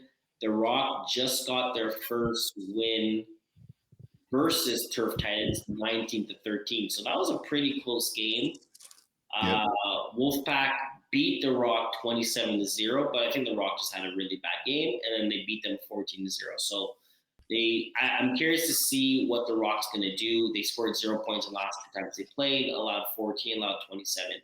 So I think this is going to be definitely different. They're playing their opponent the 3rd time. They're definitely going to key on some points, and it should be an interesting game. And then Icy Hot versus Chaos should be a good game. I believe Icy Hot right now is leading the pack. I think they beat Chaos twice. So Chaos won the first match, Icy Hot won the second, and then Icy Hot wins the third. So I'm curious to see if Chaos is going to win the 4th, and then we're going to have a 2-2 tie. Yeah, right. Yeah. I mean, yeah, listen, I mean, we have that tie for sure. So I was looking at the standings right now. So I was looking at, hold on, let me just finish my mouth off here. Trying to find the standings. I just had it on my screen. I think I closed it by mistake. Okay, here it is. My apologies. Sorry about that. Okay, so looking at the standings, yeah. So you're talking about like in terms of points. Okay, the 2 points. Okay, with the tie. Yeah, the games played against each other. Like they're gonna. Yeah. Okay, yeah. Exactly. Yeah. Regarding the standings, Mercenaries are going to finish 10-0, and then I don't see. Ideally. Sorry. And I was going to say, ideally they finish 10-0. Yeah, well, they play The Rock, She Sparks, Turf Titans. I know, you still got to give some hope. Hey, listen, you have to go onto the field and play. You never know what could happen. I like to be an optimist, glass half full kind of guy. All right. I can totally be wrong, 100%. I can tell by the look on your face, like, this guy's an idiot. They're going to be 10-0, 100%.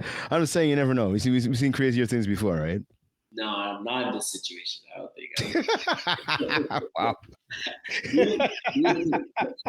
Usually, I'm some. Listen, I'm someone like if a team is down by 20, let's just say it's 20-0, right? I'm the type of person. Okay. I'm watching a football game, and the team is now, let's say NFL or NBA. Let's say it's like 71-50. I'm like, okay, you know, we're gonna get a stop, hit a three, get a stop, hit another three, lay up, whatever, get a stop, football, whatever.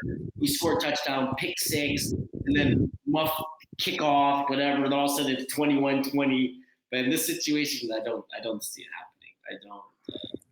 Just I mean, listen, I just mercenaries are they're just so much better than She-Star. They're just better than all the teams. better than all the teams. I hear you. It's just like even if Turf Tanks have their best game in their life, I still think they lose the game. Like I just don't see mercenaries like the talent wise on the field and the experience on these teams. Just the mercenaries are just better, and it's like it's kind of saying like a tier 1 plays versus a tier 5. Like, what are the chances that a tier 1 is going to be tier 5? Like, it's possible, just not going to happen. Yeah, I mean, I hear you, but I mean, listen, okay. You mentioned the NFL. Let's go back to last week. Who would have thought that the Panthers were going to beat the Cowboys? And then who would have thought this past Sunday that the Cowboys were going to smoke Washington? Right? I mean, it's different. These are professional athletes. They're getting paid millions of dollars.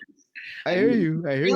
Games in the NFL shouldn't be blowouts. There should be no blowouts in the NFL. There's too much money and too much athletes for teams to get blown up. This is why this is the first year where the NFL actually is starting to make sense. Like you see teams that are like, okay, they don't have their starting quarterback. We should beat you. Like, we should blow you guys out. Like Baltimore Ravens, they're 1-4, and everyone's like, "Oh, how are they 1-4?" Because they don't have their starting quarterback. What do you mean why they're 1-4? They're playing versus professional athletes. They're like, "Oh yeah, they lost versus team." Yeah, they're professional athletes. Like they're playing versus guys that are literally they're paid to do this. I hear you, but it happens in college ball too, though, right? You know what I mean? Like, hey, okay, I'll be honest. I work for McGill. I said it a million times. Going into the game against U of M, who really thought McGill was going to beat U of M? Let's be honest. Well, actually, McGill looked really good. McGill, they can run the rock. They have Jerry Momo, the best running back in the country. You can make the argument for. You have a elite quarterback. Okay, what's his name? The quarterback from McGill. Oh, Alola Tonjes Reservoir. Yeah. He's a really good quarterback. He's at least a top 5 quarterback. Yeah. Right now, okay? Yeah. The running back from McGill is disgusting. Yeah, Jerry Momo. Yeah, he's a top-rated recruit in collegiate ball last year. He led Canada in rushing in the college game last year. I hear you. You give this guy 20 carries a game, and he's gonna at least break one off. Like but they don't give it.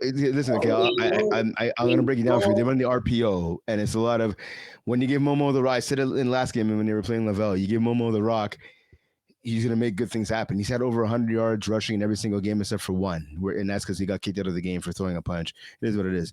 I hear you, but again, U of M still U of M, right? You have the thing is the problem with the issue is this: you have a top 5 quarterback, and I want to say I'm not going to give him. I'm not going to say he's a top 5 running back just because he's a rookie, right? I think it's his first year. No, it's not his first year. It's like his third year. His third year. Fourth. No, I think it's his 4th year. LOL now. No, the running back. Oh, Momo. Okay, yeah. No, he's a top 5 running back in Canada. Right? I can promise you that. I've seen a lot of running backs play. He's top 5. Not Canada. Canada's too deep. That's why I don't want to say Canada. Maybe in the queue. Maybe in the queue he's top 5. Well, I mean, I hope he's a top 5 running back in the queue. How many teams are in the queue, dude? There's like 5 teams, dude. Yeah, no, but you could have split backs that are pretty good. Like you could have 2 running backs in Montreal that just carries it really good. You have 2 running backs in Laval there. You see those double threats, where the queue is big. Well, I want to say Montreal and Laval, the queue is big, but they have 2 good running backs. I don't pay attention as much anymore, like to football, but I've seen the quarterback from McGill the past 4 years. I've seen him play. So he runs. He can run. He can throw. He understands concept. He has a good arm. So the fact that you have a running back that could literally play as running back as a key player and take the rock and whatever, and then you have a quarterback that's at least top 5, you have a good offense, And the guy Alex Spina, the head coach, Alex Supernal, yeah. He's great. He's great. I had him my last year. Right. Yeah. He knows what the hell he's doing. I think he was at St. John's this year later. He changed that whole program around. Yeah. He's a good coach. He knows how to coach. Yeah, he knows how to coach. Did around the same exact thing, and then he got the head coach job at McGill. Yeah, so he knows exactly 100%. what he's doing. He's been around the game a long time. Maybe not stupid. Sometimes you have some OCs and some head coaches that are just idiots. They know what the hell they're doing.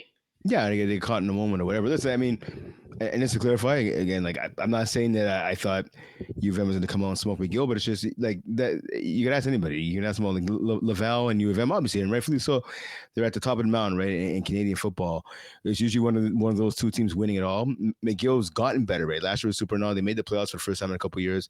There's offensive pieces, and I know they recruited hard this offseason, but you always think like, you want to put your money on a team that has experience in the postseason. U of M has that experience. I know this is totally not an FPF thing, although some guys from both teams play in FPF. Let me tell you that. Darius Simmons, shout out to Darius. He's an FPF guy. He's coming back from injury. He plays for McGill. He's their best receiver. He's been their best receiver since he's been there. The Yeah. The one that got the injury. Yeah, so I think he's leading INTs right now in U Sports, or second. Yeah, there you go. Anyways, but the whole point of bringing that up was this fact that like U of M, they've been at the top of the mountain, right? The last couple of years.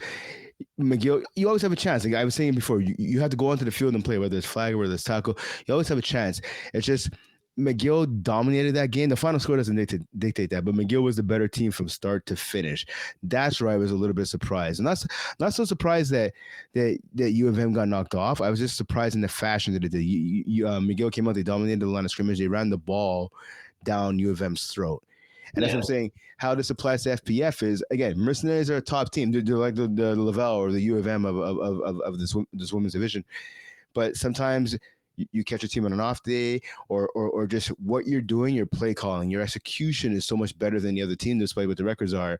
That's why I'm like teams like Turf Titans, She Sparks, the Rock, and that. Yes, you go head to head. It's like UFC or boxing. You go head to head, and one person's more dominant, or one team in this case is more dominant than the other. I'm just saying, dominant team can make a mistake. They're not perfect, right? Those underdog teams, those lesser teams, if you will. Yeah. If they execute and do what they need to do, you never know. I'm just saying. Yeah, but the issue with that is that with Turf Titans, Wolfpack, and Turf Titans, Wolfpack, and She Sparks, they don't have elite players right now. They have girls that are getting better every single time. You don't have you don't have a top it's weird. It's like they do. Their players are good, don't get me wrong, but they're not like next level good. I hear you. So yeah, I'm not gonna say you're wrong, because you're not wrong in that. I do think I've seen all three teams play, especially She Sparks and Turf Titans this past summer season, right? Spring season, whatever you want to call it. I've seen the Rock plays. It was recently, a couple of weeks ago. Again, I did the game against Icy Hot. That game was close, like I said last week, and I think the week before that, close in the first half. It was a 1-point game, and then the Rock started making some mistakes. They have good players, though. Speaking of the Rock, they have some ballers on their team. You're right. Are they elite? Not necessarily, but could it be good enough to help you knock off somebody? Maybe. The Rock is more a veteran team. I'm just saying. I know, yeah, but that's it. Yeah, but the Mercenaries are not playing the Rock. They're playing Wolfpack. I don't hear you, but at the end of the season, Mercenaries take on the Rock to finish the regular season. I'm saying maybe then. Okay. Never know. All right, let's go to 5v5 competitive. Yeah. So up over that. I had a chance. Let's go intermediate. You want to do competitive? You said intermediate. Okay, intermediate. Okay, cool. Intermediate. Intermediate. So we had 2 games. We had Friday. We had Griffin Nation versus Pack is back. Pack is back. Put a beat down, 48-12. And then Pack is back. Played Blue Dry. I end up scorekeeping that game. Blue Dry won 44-42. I believe Blue Dry also had the quarterback Dimitri that came to play Guy's last name. He was a quarterback from McGill actually, 2 years ago. No, okay, yeah, so yeah, Demetrios Sinodinos, yeah, he was a quarterback like now I think it's 5 years ago because Eloa's been there 4 years. Yeah, Sinodinos, he's another dual threat guy. He's a dual threat QB. Yeah, he came there. He was dropping dimes. They played a good game. Yep. But what's crazy is Blue Dry is up 44 to 36. Okay, they're up by 8 points. Blue Dry gets the ball back. Okay, they end up throwing. A ball. I forgot to who. They catch the ball. He's out like at the 15-yard line. The game's pretty much done. There's like a minute left. All he has to do is take 3 knees. No timeouts left. Game's over. Right. He snaps the ball, gets the rush, the presence in the rusher, gets in his face, slings on a sidearm towards the snapper, and then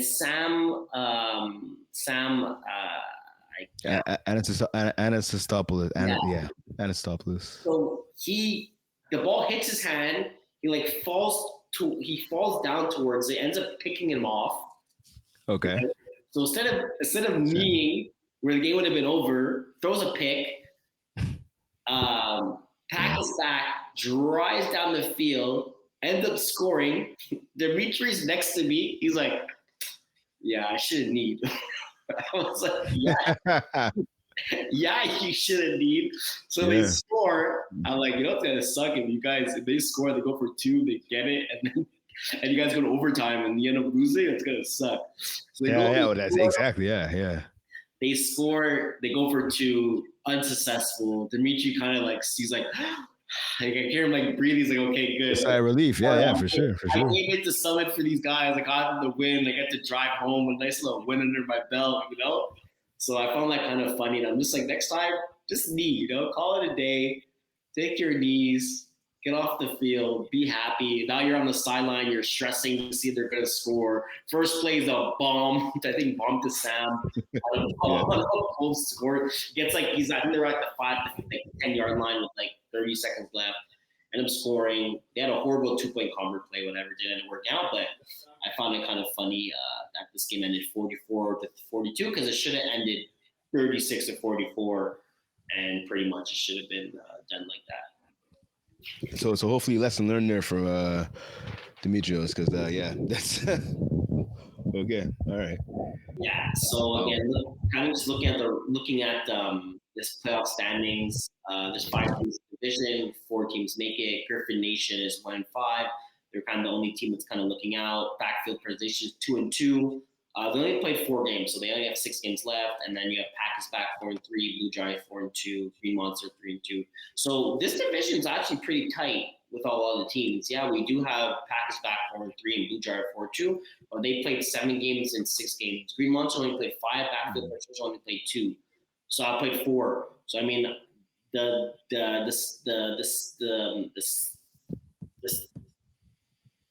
division is open for a lot of these teams. It takes 2 wins for Backfield to win to take the number 1 seed. Green Monster as well. I think one more game they win. Because they have less points against, they probably jump as the number 1 seed. So again, it's wide open. Unfortunately for Griffin Nation, I think they're going to be the team that's not going to make playoffs. They're definitely going to have to start winning games here. They end their schedule with Backfield, Green Monster. They play Green Monster twice, Backfield twice. So it's going to be interesting for them to see how they do. Hopefully, they could probably win 1-1 of each game. If they do that, they might have a chance to finish 3-7, depending how many games Backfield wins and the points against and the points for. But realistically, I think Griffin Nation's pretty much going to be out, and then we're going to have 4 teams, which I don't even know who's going to be the first seed, who's going to be the second seed, who's going to be third seed or fourth seed, because I feel like a lot of these teams are super tight when it comes to when it comes to them. Yeah, 100%. I mean, I'm looking at the standings right here, right? So you're 100% right. It's kind of like a jumble right now in terms of the tightness, right?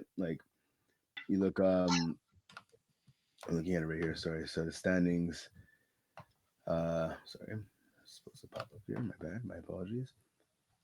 Okay, let me backtrack here for a second. Okay, here it is. Bad. Yeah, 8 points, 8 points. Pack is back. Blue Dry, obviously. Blue Dry should have the tiebreaker, seeing that they just beat Packers back. But then I guess so. Okay, actually, you know what? So Packers back, I think beat Blue Dry by more than 2 points, which is why Packers back has the lead for first. Yeah, Green Monster, like I said, 6 points, 3-2, Battlefield 2-2, and Griffin Nation. So I think the big thing to take out of this is, like I said, so all the teams are separated for the most part by two, or in some cases four, I guess, in Griffin Nation's case, 6 points in terms of being in first place. So what that means, right, is A, is parity, and B, on basically November, between week 11 and week 12. So it's November 16th, 19th, and the 23rd, right? To finish off the season, you have backfield penetration, Blue Try. Then backfield penetration, Pack is back. And the last game of the season on Sunday, November 23rd, you have Green Monster against Griffin Nation. So obviously we'll get the answers after that. But backfield penetration, right now the schedule works out in their favor is they have 2 games, right, to finish off the season. So let's say, hypothetically speaking, they beat Blue Dry and they beat Pack is back. Backfield penetration was, then I think at that point will most likely finish first. Or same thing, if they go 0-2, might not be able to. They won't finish last, but they'll probably be second to last, like that kind of thing, right? Yeah. A lot can go on, like it's fluid, right? Between now and November 23rd, the last day of the regular season. But like I said, I think this is going to go down to the wire because, like you said, this division is really, really tight right now. Which is pretty cool. I like to see that. No, And the 100%, fact that was like 100%. it'd be cool if Griffin Nation was like 2-4 if they win their last game. If they Yeah, end up if they beat Packers back, they got blown out. But if they won that game, it would make it more interesting because Pack and back would have been 3-4. Blue Jay would have been 4-2. Grimace 3-3. Griffin Nation would have been 2-4. So it'd been just a bit more pressure to put on teams, to kind of come down to the last couple games. But it's still right. going to be interesting who's going to finish the top 1-4 now. 100%, 100%. Kind of looking at the schedule for this week. Saturday we have Blue Jay versus Pack is back. It's gonna be a good game. Pack is back, plays backfield after that. That's also gonna be a good game. Blue Jay versus Green Monster, good game, and then backfield penetration versus Griffintown. So it's gonna be a good game because it's gonna be a point where Griffin Nation's gonna have to win. They're gonna have to win the next couple games to make a playoff push here. So it's gonna be interesting. Going into competitive 5 versus 5. Yeah. So kind of looking at the schedule, the biggest game that we kind of had going into this week was, the game that everyone kind of looking at was Montreal Magic versus Braves. They both kind of tied each other 1-1. They both beat each other each, and then we kind of want to see who's going to win here. Braves take down 45-30. Yeah. So. If you're kind of looking at the first half, Braves kind of dominated 25 in the first half. Montreal Max only 12 in the second half, 20-18. Daniel Lazara basically 300 yards, 5 TDs, 2 INTs, and then Jonathan Mayer 11 for 14. He only threw 11 balls, which is kind of, I don't understand how you only throw the ball 11 times. I don't get it. 196 yards, 5 touchdowns. 1 INT. James Drysdale did go for 5 for 142, meaning 3 of his catches were probably bombs, to be honest with you. So so I had a chance. I was scorekeeping in Saint Laurent. I wasn't on that field, but I was on the field right next to it. I was on field 1.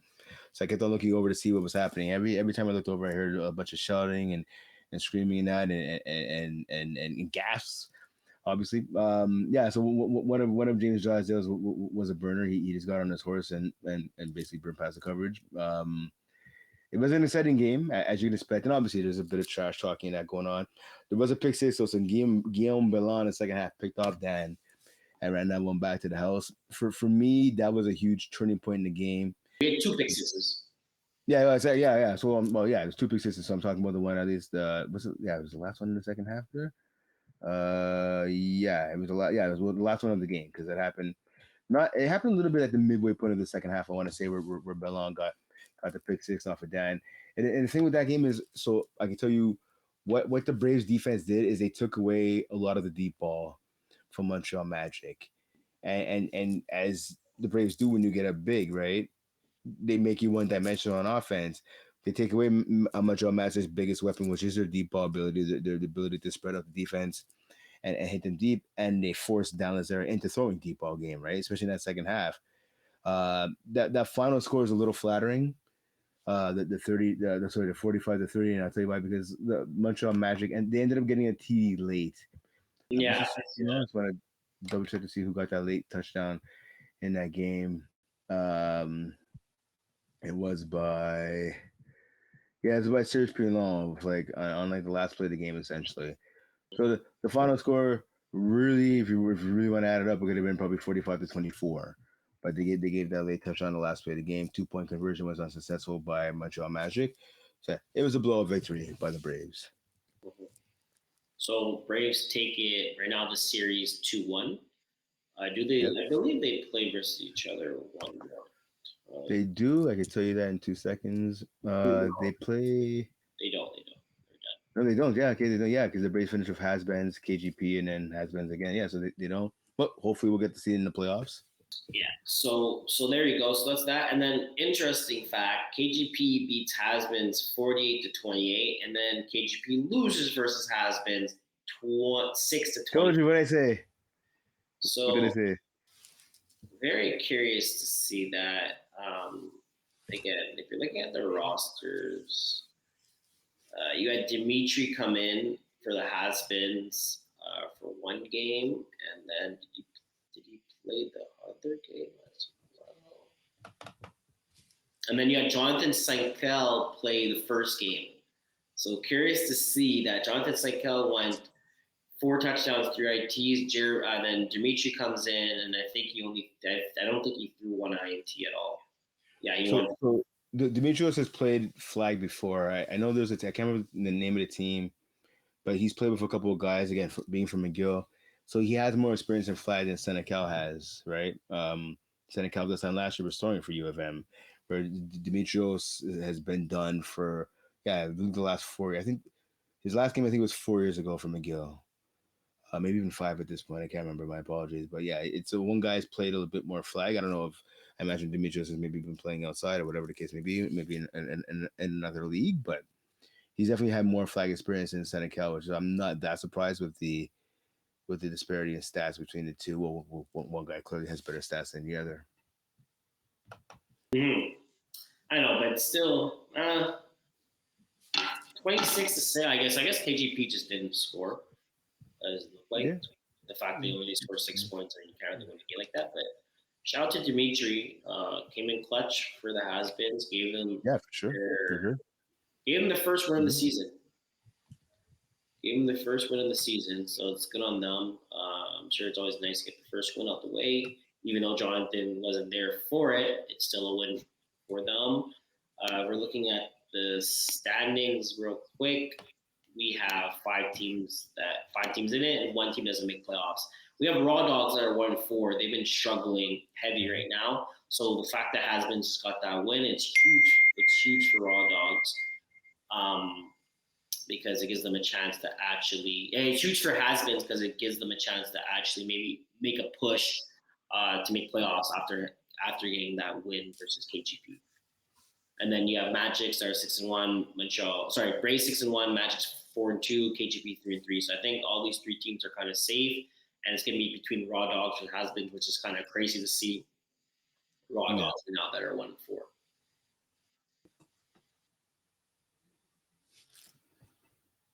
Right.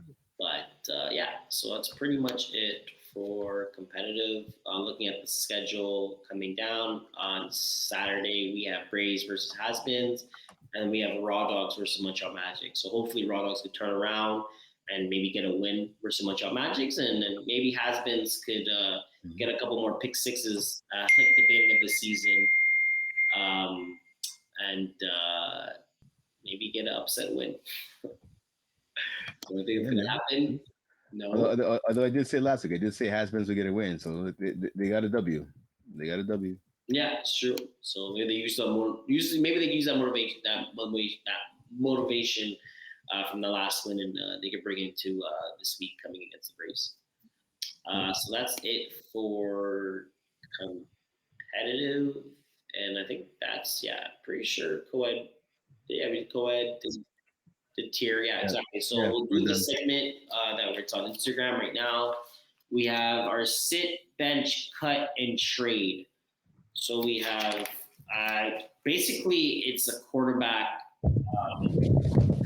because I see how it. the four girls that are picked are quarterbacks. No. I just open this. Oh, the list here was I know Genevieve Fortier, the quarterback for Icy Hot. I know she Yes, was one of the ladies. yes. We have Jennifer Forte, we have Maya Yeah, Mind DeFazio, Fazio. Emily Adam, and Allison Yeah, Stewart. yeah. So those are the four. Those are the four people we have to choose from. Do you want to go first, or do you want me to go first? All right, let's see here. Hold on. You can go first if you want, man. Go first.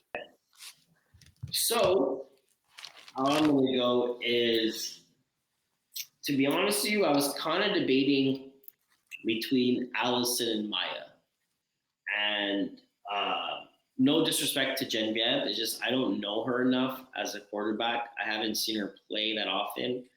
Um, I don't even think she has a championship in FPF. I know she subbed a couple times for Sub Zero and that team went around. I Right. think she played for the Wild. I think she had the Wildcats. I think that's her team that she made.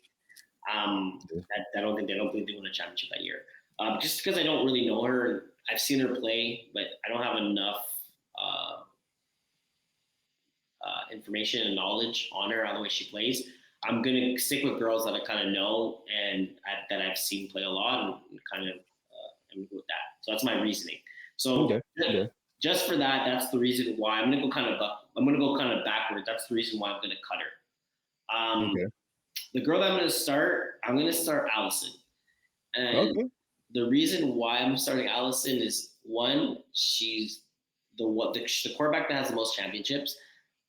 She has the most experience, and at the end of the day, it's to a point where when Allison wants to ball out, she can ball out. So hopefully, when she's playing for my imaginary team that we have here, she's balling out.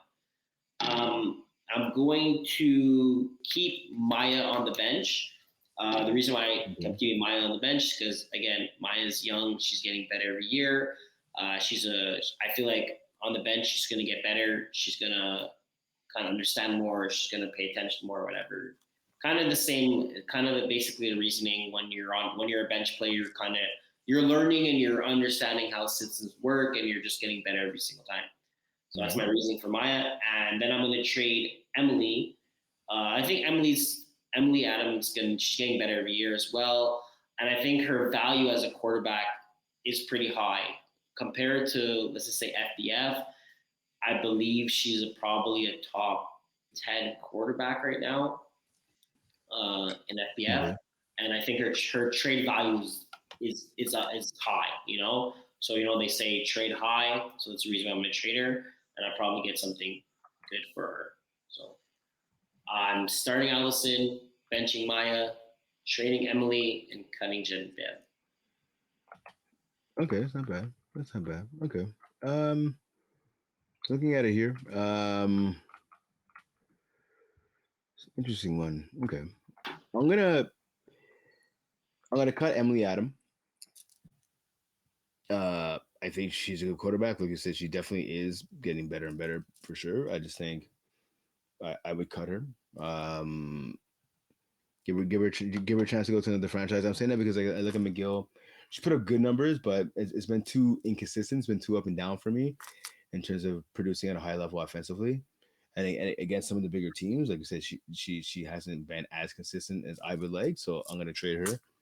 Personally, I'm gonna cut her. Sorry, my apologies. I'm going to bench Genevieve Fortier, and I think that's a perfect I guess you can say analysis, if you will, just because she stepped in for Sarah Parker before. I think she's thrown for Sub Zero, if I'm not mistaken. She stepped in a lot of games. She's used to, I guess, coming off the bench, quote unquote.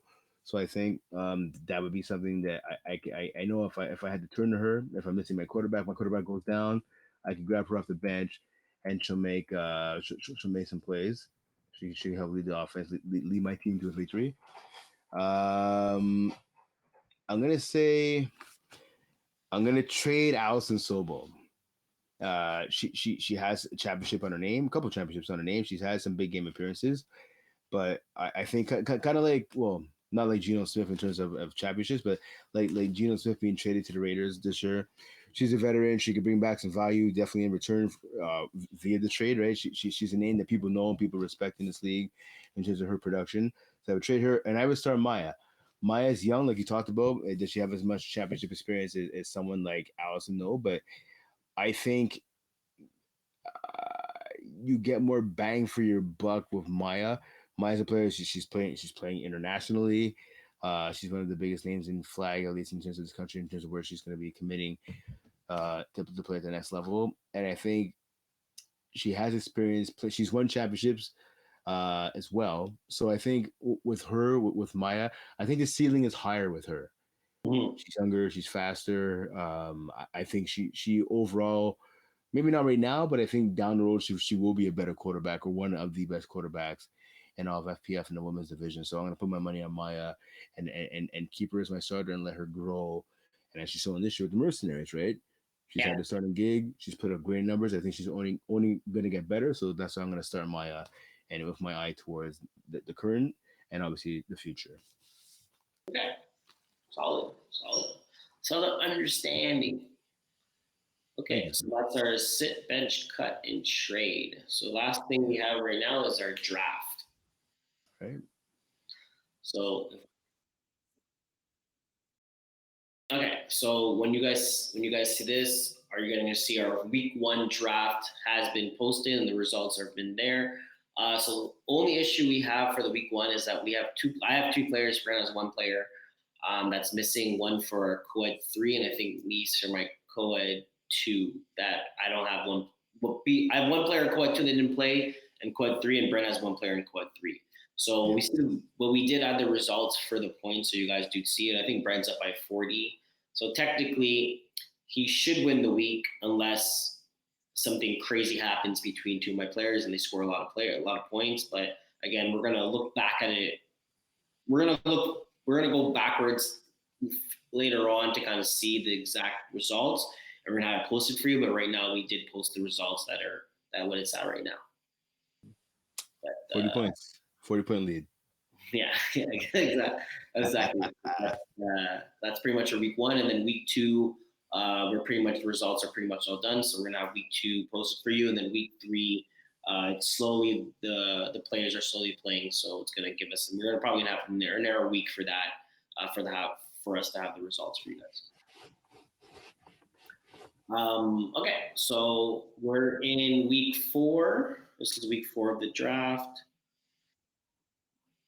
Part 4. Yep. Yeah, part 4 of the draft.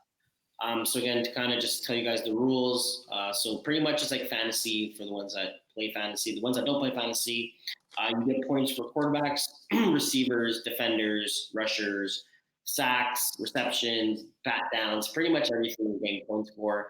Me and Brent are picking 11 players, 1 player from each division. We have a minimum of 2 girls per team to kind of just mix it around.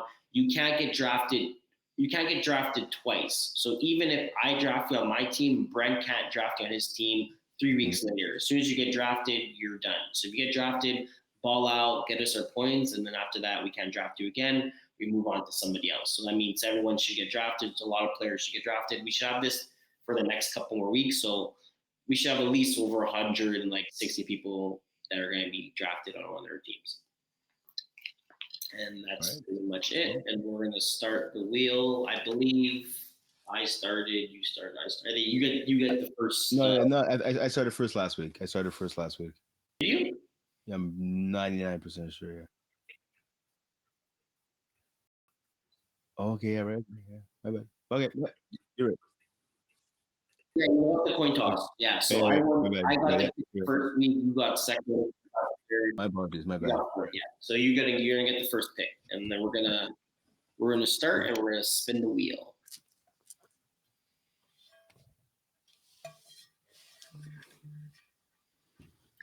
So we have your box. Wow, tier 5. Jeez, okay.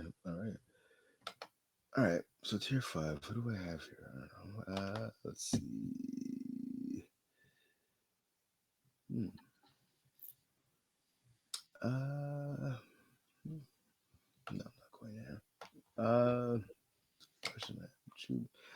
I want to go. Man, I picked them already. Shoot. Hmm. Yeah, 30 seconds here. I don't know.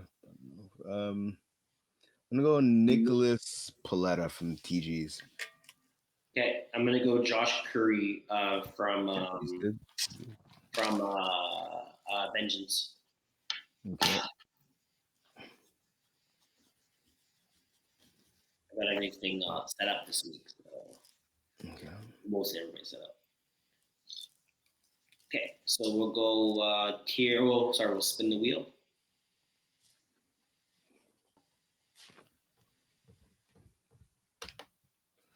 Tier 2. Okay. All right. Okay, Tier it's 2 my here. pick.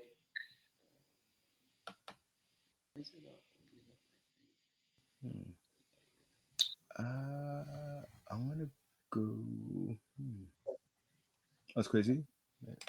Yeah. Wait a second. Hold on. So if you pick Josh Curry, wouldn't it then go back to my pick? No, because you picked first. Okay. Okay. You pick first, and I pick first, and you pick first, and I pick first. Okay. My bad. You're right. Yeah. I'm gonna go quarterback. I'm gonna go Brady. Hey, solid. You thrown Brady under the bus plenty of times on this podcast, but all right, Brady is your quarterback. All right. I throw Brady under the bus when it comes to playoffs. When it comes to regular season, All right. when it comes to regular season, Brady's the guy. Okay. So Brady, out of spite, you should have a horrible week just to stick it to Quaysie. No, but then I'm gonna talk shit about him having. All right, fair enough. Okay, all right. Who am I here? Good question. I think I'm gonna pick. I know he's been picked already. Damn, shoot. I don't know. I'm gonna pick Dondre Borden. So if I already took oh, Andre. you took Dondre, shoot. All right, and you've taken Matt Lepage as well. Damn, and you're taking Manu. Okay, has Daniel Mancini been picked yet? Yep. Wow, this is great. All right. You gotta go deep, man. You gotta go find some people. Yeah, evidently, yeah. Shoot. Gotta get off Okay. the main page. You gotta. All right. You know what? I'm gonna pick Jeff. I'm gonna pick Jeff Rosenblatt. Yeah, you can pick Jeff. Jeff. Jeff is definitely someone you could pick. Well, actually,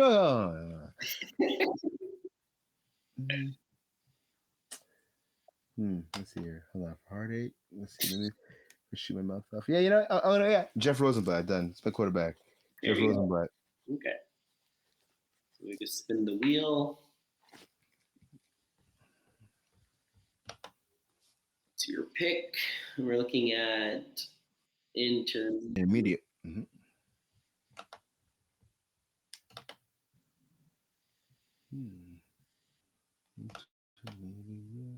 So this is your pick now, right? Your pick. Oh, my bad. Okay, my bad. All right. I'm gonna pick. I probably should have picked this guy actually instead. All right. Let me look at my defense here.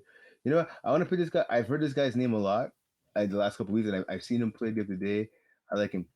Sam Jolie from Griffin Nation. Hmm.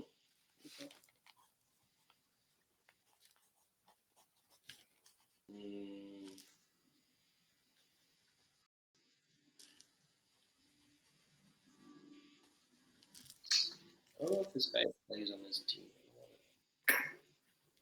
Um, I'm going to take. I don't know. Did you take? I think you took Vaughn Vanslet. I think you took him right, eh? Von Vans. I believe so. Yeah. Let's see. Did you take him before? I don't think I have. No, I don't think I've taken Von. Have I? My notebook here. No, you didn't take Vaughn. I don't think No. No. So I'm gonna take Van Van.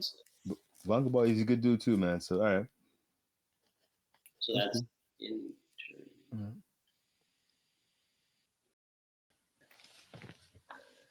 We just spin.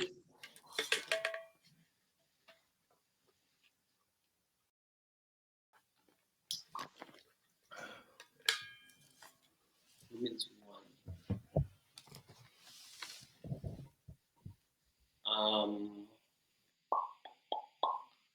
Women's one. Yeah, it is Brent. Oh, it's my pick. Yeah.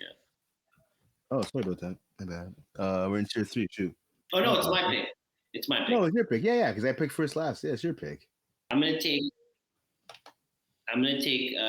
Wait, it's my pick. Yeah. Yeah, I'm gonna take. Yeah, it's my pick. I'm gonna take Erica Bastien. For tier 3. Okay. No, this is women's. Women's one. What? Okay. For some reason on my screen it has the wheels at tier 3.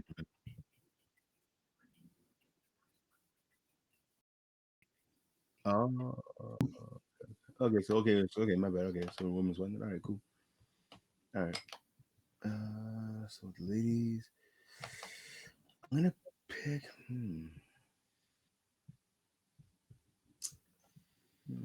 Actually, we taken Maya already. Shoot. Um.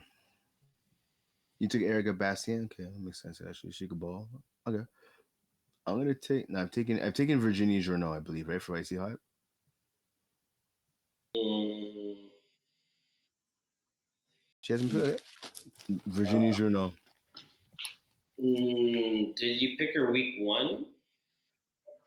Who did you pick week one, right? Remember? Oh, then you're good. Yeah, I took GG. And then week two, you took who?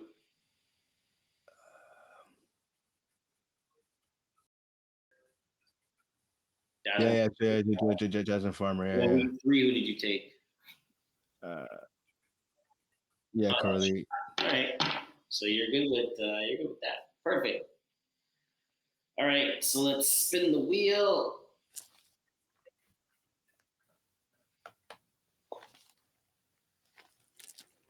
And we got Coed three is your pick. All right. Coed 3 here. Coed 3. They're in Coed 2. I can't take her. I mean, Bertuzzi, I think, what's her? Dylan Boudreaux.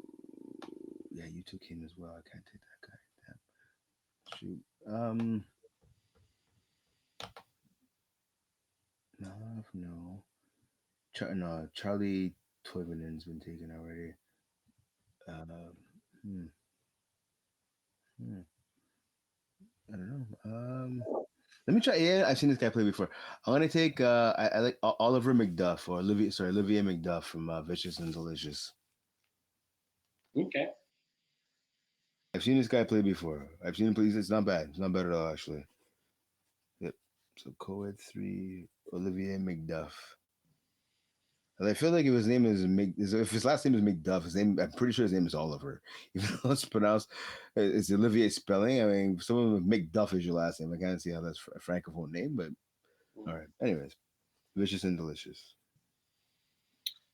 I'm gonna take.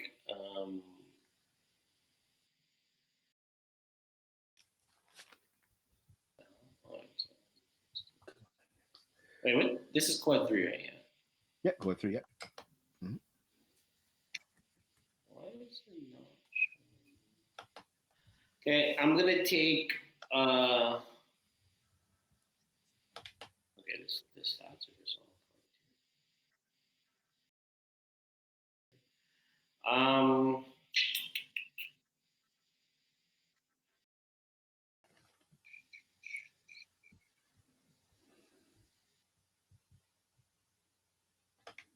I'm going to take.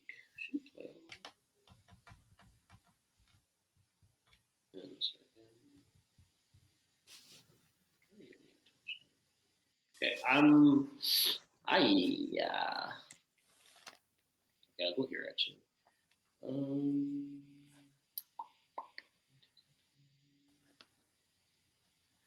I'll take Ezekiel offense.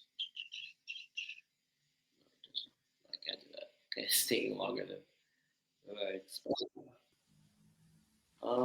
Like a timer. Like a timer on.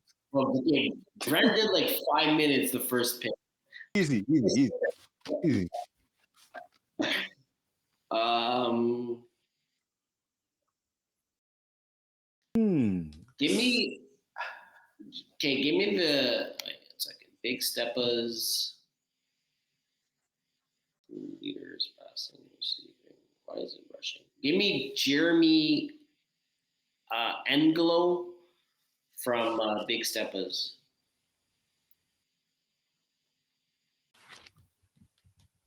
I know that is on Big Steppers.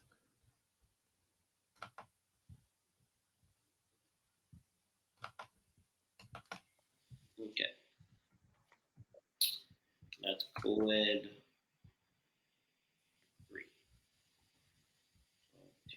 Oh yeah. Angelo, I think. Yeah, okay, all right. Jeremy Angelo, Big Steppers. All right. Yeah, make a spin. Cool.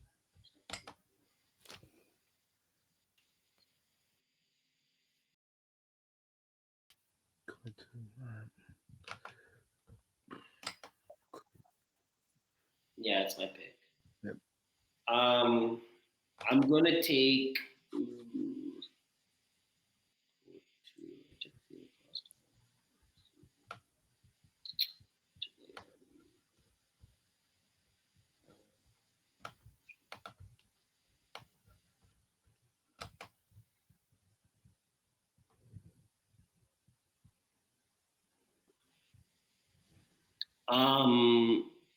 Did you take Charles Busherman? Oh yeah, I took him already. I took Charles Bushman already. Okay, I'm gonna take. I'm gonna take Chris. Wait, what's her name?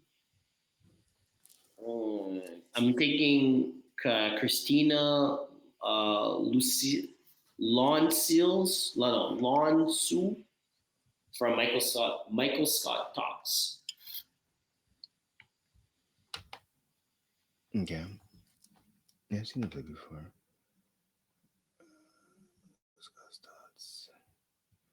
Okay. All right. I'm gonna take. That's a good question, actually. I'm gonna take Caleb Gauthier from No Pads, No Helmets, Just Balls. Okay. Maybe one. So we could spin yet. Sorry.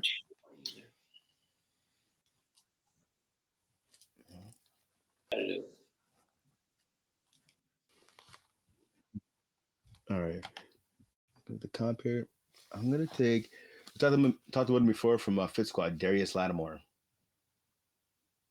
For competitive? Yeah, didn't he? Oh no, sorry, my bad. That's intermediate. What? My apologies. Um, 5v5 comp here.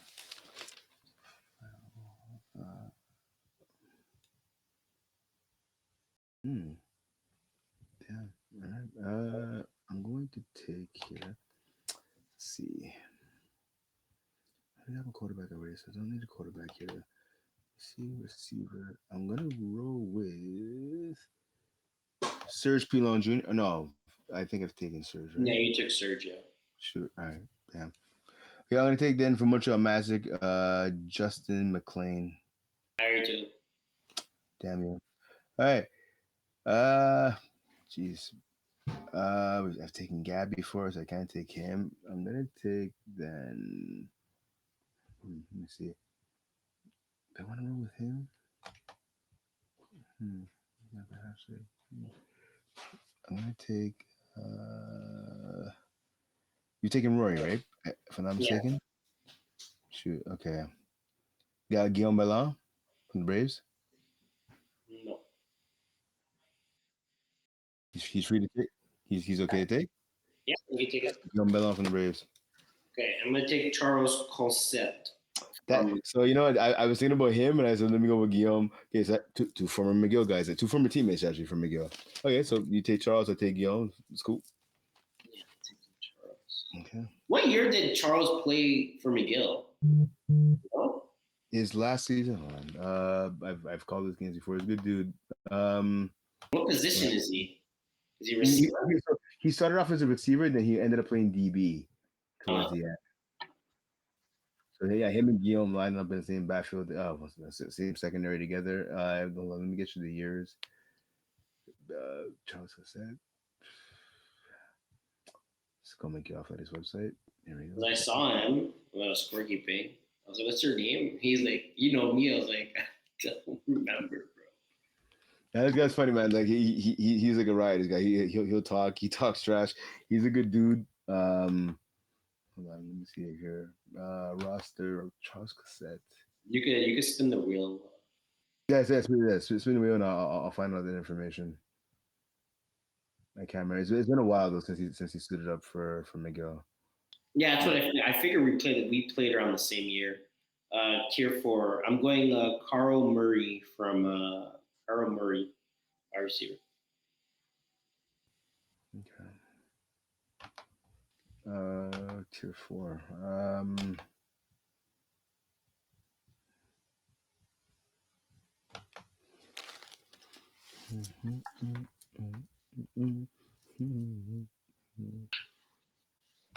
Who do I want? Ooh, maybe that guy actually. Let's see. Sorry, good ball. You know what? I'm gonna go. I can't go quarterback down. There's a guy that's popped up on my radar. I'll keep that in the back of my mind. Hold on here. Come on. All right. Can I go Ray Franklin from the Ballhawks? Or have I? Yeah, that's fine. Yeah, good.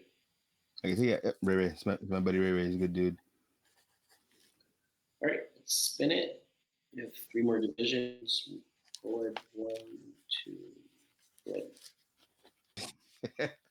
All right, so we apologize. So I had technical difficulties to start the show. We're trying to end the show now. So Ali Reza, our producer, the main man, he has some technical difficulties.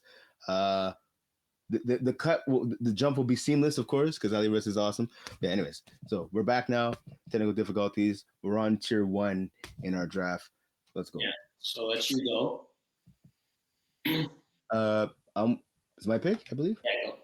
Yeah, I got Emile Chateauvert from the I Braves. already took him. Sorry. I already took him last week. Damn it. Yeah, but you Shout out took. to Emile. I He thought watches you the were gonna take. podcast. I thought you were gonna take Darius. Darius. Quad 1. Oh, I thought you said. My bad. I thought it was tier 1. My bad. My apologies. Shoot, I thought we were doing tier 1, not code 1. Yeah, it's tier 1. Yeah. Oh, I thought you Okay. said Quad 1. Okay, sorry. No, yeah, tier 1. Yeah, I was right. Yeah. Yeah, Okay, you so, still so you can't take Emil because I already took. can't take Emil.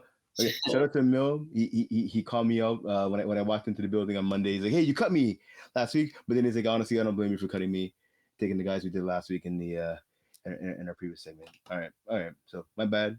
Apologize, Emil. Has Nick DeMalo been picked? Nick who? Nick DeMalo from the infantry. No. That's my pick. Okay. I'll become a player, man. Hey, you know Nick who? You know Nick DeMalo. Come on now. Yeah, I know. I just that's what I was. All I'm right, gonna take. I'm gonna take. I'm going to take. I'll take Mark Andre the point. All right. Hey, you get you some tackles for sure. He's a tackling machine. Underrated as a receiver. Definitely tackling machine, though. That's a solid pick. I like that. All right. Okay, let's spin it. No, tier 3, cool. Tier 3. I'm gonna take Francis Martin. Francois Martin. All right. Yeah. Good dude. He's a vet. He's been in the league for a long time. He's a good dude. All right. Who do I want them? Tier 3. My defense here.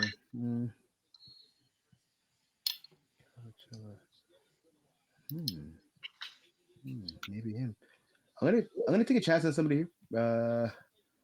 You know, well, I think last week I took Julian Nelson, right? Yeah, I'm not gonna do that again. I'm gonna go.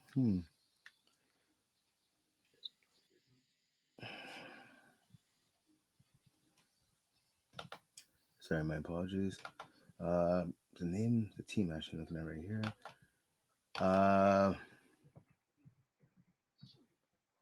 Has he been? Nah, let me hang on to this guy for me here. Let's do a little bit proven here. Damn it! That's not what I was trying to do here. Shoot, sorry. I was looking for a team, but it went. Okay, sorry, my bad. Okay, here we are here. Okay, right, I went to the wrong screen. Okay, my bad. I'm gonna go. Team guaranteed to get some points with it. Is Felix Fontaine Laroche available from Jagerbomb? No. Sorry? No, he's not. It's not like you've taken him already. Um, What about? I know this guy. He can ball actually. I respect this guy. Jean-Felix Daluz. Jean-Felix Daluz. Jagerbomb as well. Yeah. No, he's available. Done. Take him. And then we Great finished. dude, good dude, baller. Plays both sides of the ball. I'll take Jean-Felix Daluz from Jagerbomb. We finished with co-ed 1. Cool. Co-ed 1. I have 2 female players. I don't know if Brent has 2 I have Kayla. Yeah, I have 2. I have Virginie Junot from Women's 1, and I have Kayla Gauthier from co-ed 2. But yeah, doesn't matter. You pick another girl as well. It's not a problem.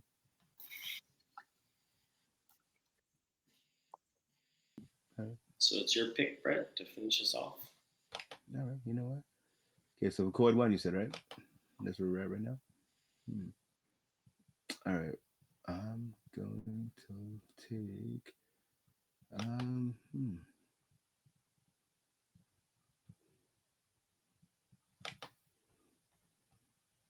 Here, Actually, yeah. Okay, so did I say before? No, she's been taken already. Yeah. You know what? I'm gonna take. Gonna do something groundbreaking here. I'm gonna pick a third female on my team because I have no problem doing that. I'm gonna take. I should screen this one back. We talked about it. So Sarah Eve, Saint Amand, Lavoie from La Guerre des Tucs. Okay. I'm going to take Anthony Drysdale. Cool. And that's pretty much it for our draft. Again, we will pick 11 players from each division, minimum 2 girls, and then we're gonna have the results going into next week. And again, just for you guys know, if for some reason you don't play, like let's say you have a game on Friday, you don't play it, it'll be the next game played, and then we'll base off that. If you don't play that game, then it's the next game, and then we're going to try to just basically continue. And that's the reason why sometimes our draft takes so long to get posted. Like our week 1 just got posted just now, and again, we're still missing 2 players on my side and 1 player on Brent's side. So hopefully everything will be posted soon, and you guys can kind of see the results. Brent, we still don't have a punishment to see what's the punishment for losing this. Yeah, so yeah, you're right. Every week counts as a point, and then we'll go for that. But we're gonna need a punishment because right now it's tied. Like technically, you won week 1, I won week 2. So like, we can still have whatever punishment because it's still even. I'm winning week 3. I'm about to win week 3. Let's call a spade here. I'm winning week 3. I'm gonna talk that trash. I'm gonna let that walk. So we're definitely gonna have to think of something soon because we're going to week 5, right? So we're gonna need something to kind of. We're gonna find something this week, and then we'll tell you. We'll be able to tell you guys what it is next podcast. You guys tune in. All right. Sounds good. All right. thank you. That will pretty much do it for this week's podcast. As I know, last week I said I'm going to be having an article out this week. I will have the article out. It will be out this weekend for sure. So I'll keep it true to my word. So when I said so if you go back and listen to what I said I'll have one for this upcoming week. This upcoming week means this week here. Just to be clear, I wasn't saying I was gonna have one up for last like Wednesday or Thursday. This coming week, we're Wednesday right now. We're filming the show on a Wednesday. The episode should be either Thursday or Friday. So this week, as in the second to last week of October, I will have a podcast. I'll have an article out. Pardon me, my apologies. Yeah. So it'll be again trying to find some time. I got. I'll be honest, not trying to make excuses, but I have Shaughnessy Cup coming up actually this Saturday at McGill Conyo, of course. I think it's the 151st anniversary, if I'm not mistaken. I got that Saturday. I got Champlain football Sunday. I have hockey actually Friday night as well. I will have some time though to slide in an article. I give my word. I will have an article out this week. It will be out 100%. For you too. Like and subscribe, all the good stuff. So for me right now, I'm super happy. It's like the perfect time of year. I'm sure you might agree, Quaysie. So it's like NHL now has been back for about 2 weeks, so hockey's back. The NBA started yesterday. My Knicks is coming off a big beating of the Cavs, 119 to 111.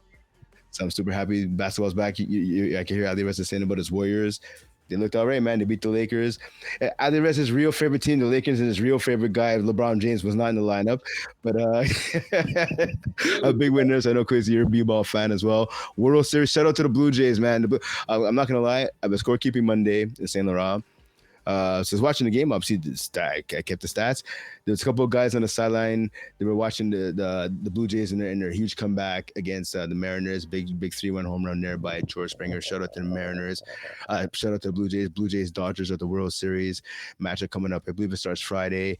I have a lot of love for the Dodgers. I'm a Braves fan, so Freddie Freeman. My Braves are idiots for not re-signing him a couple years ago. I love Freddie Freeman. Shohei Ohtani. Are you guys baseball fans at all? I mean, I watch it, but okay. I just know the Dodgers are a powerhouse. The fact that you have Ohtani who's pitching, he's the number 4 pitcher on the Dodgers team. I mean, it just goes to show how good that team is. I think sure. Like I said, I'm a bit of a historian. I mean, I grew up way before I ever played football. I played baseball. Me and my cousin and actually a couple other buddies of mine that ended up playing football afterwards. Played baseball with me, and so I do have a soft spot for baseball in my heart. I think Shohei Ohtani is the best baseball player in the history of the game. Is that some recency bias? Yes, but I mean the guy.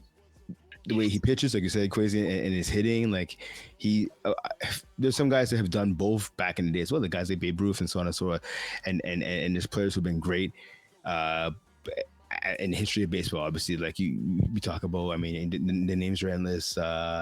Willie Mays, history, Hank Aaron, Babe Ruth, obviously, like I just said, Sandy Koufax.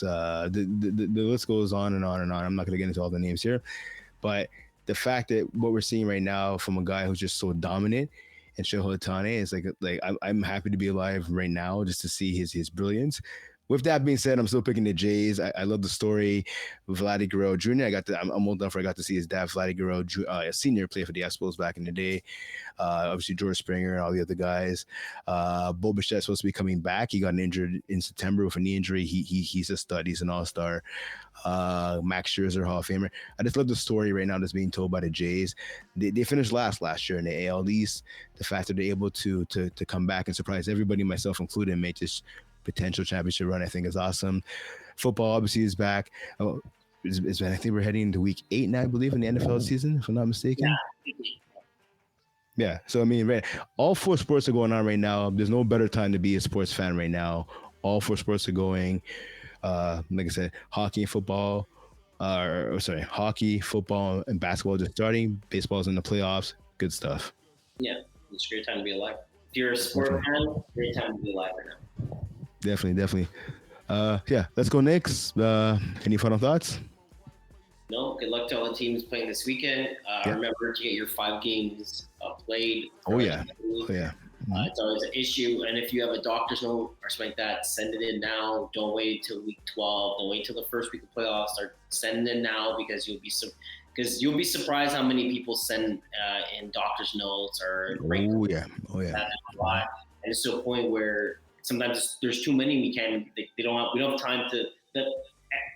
Whoever's in charge of it, don't want to say who it is, but they don't have time to also always look at everything, because there's a lot of people that end up messaging last minute. So send it now. If you're out a couple games, and you have a doctor's note, and you have a doctor's note now, don't wait until week 12. I'm like, oh, I have it. Send it in now. Get it out the way. Exactly. Yep.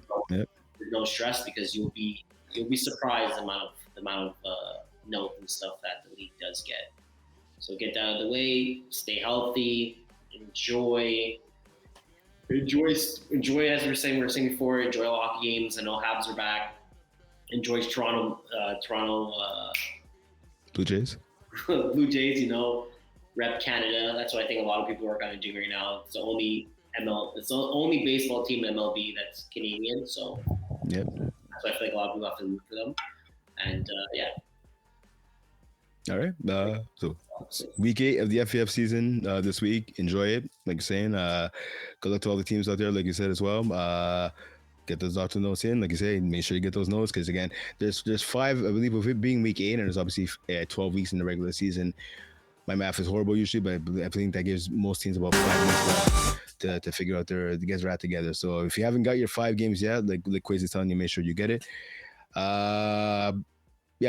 Thanks for tuning in. Like and subscribe. As always, we want to say we want more viewers. More viewers are tuning in seemingly every week. We appreciate that. We love you guys for that. We want to get even more. Follow us, obviously. Like and subscribe on the YouTube channel.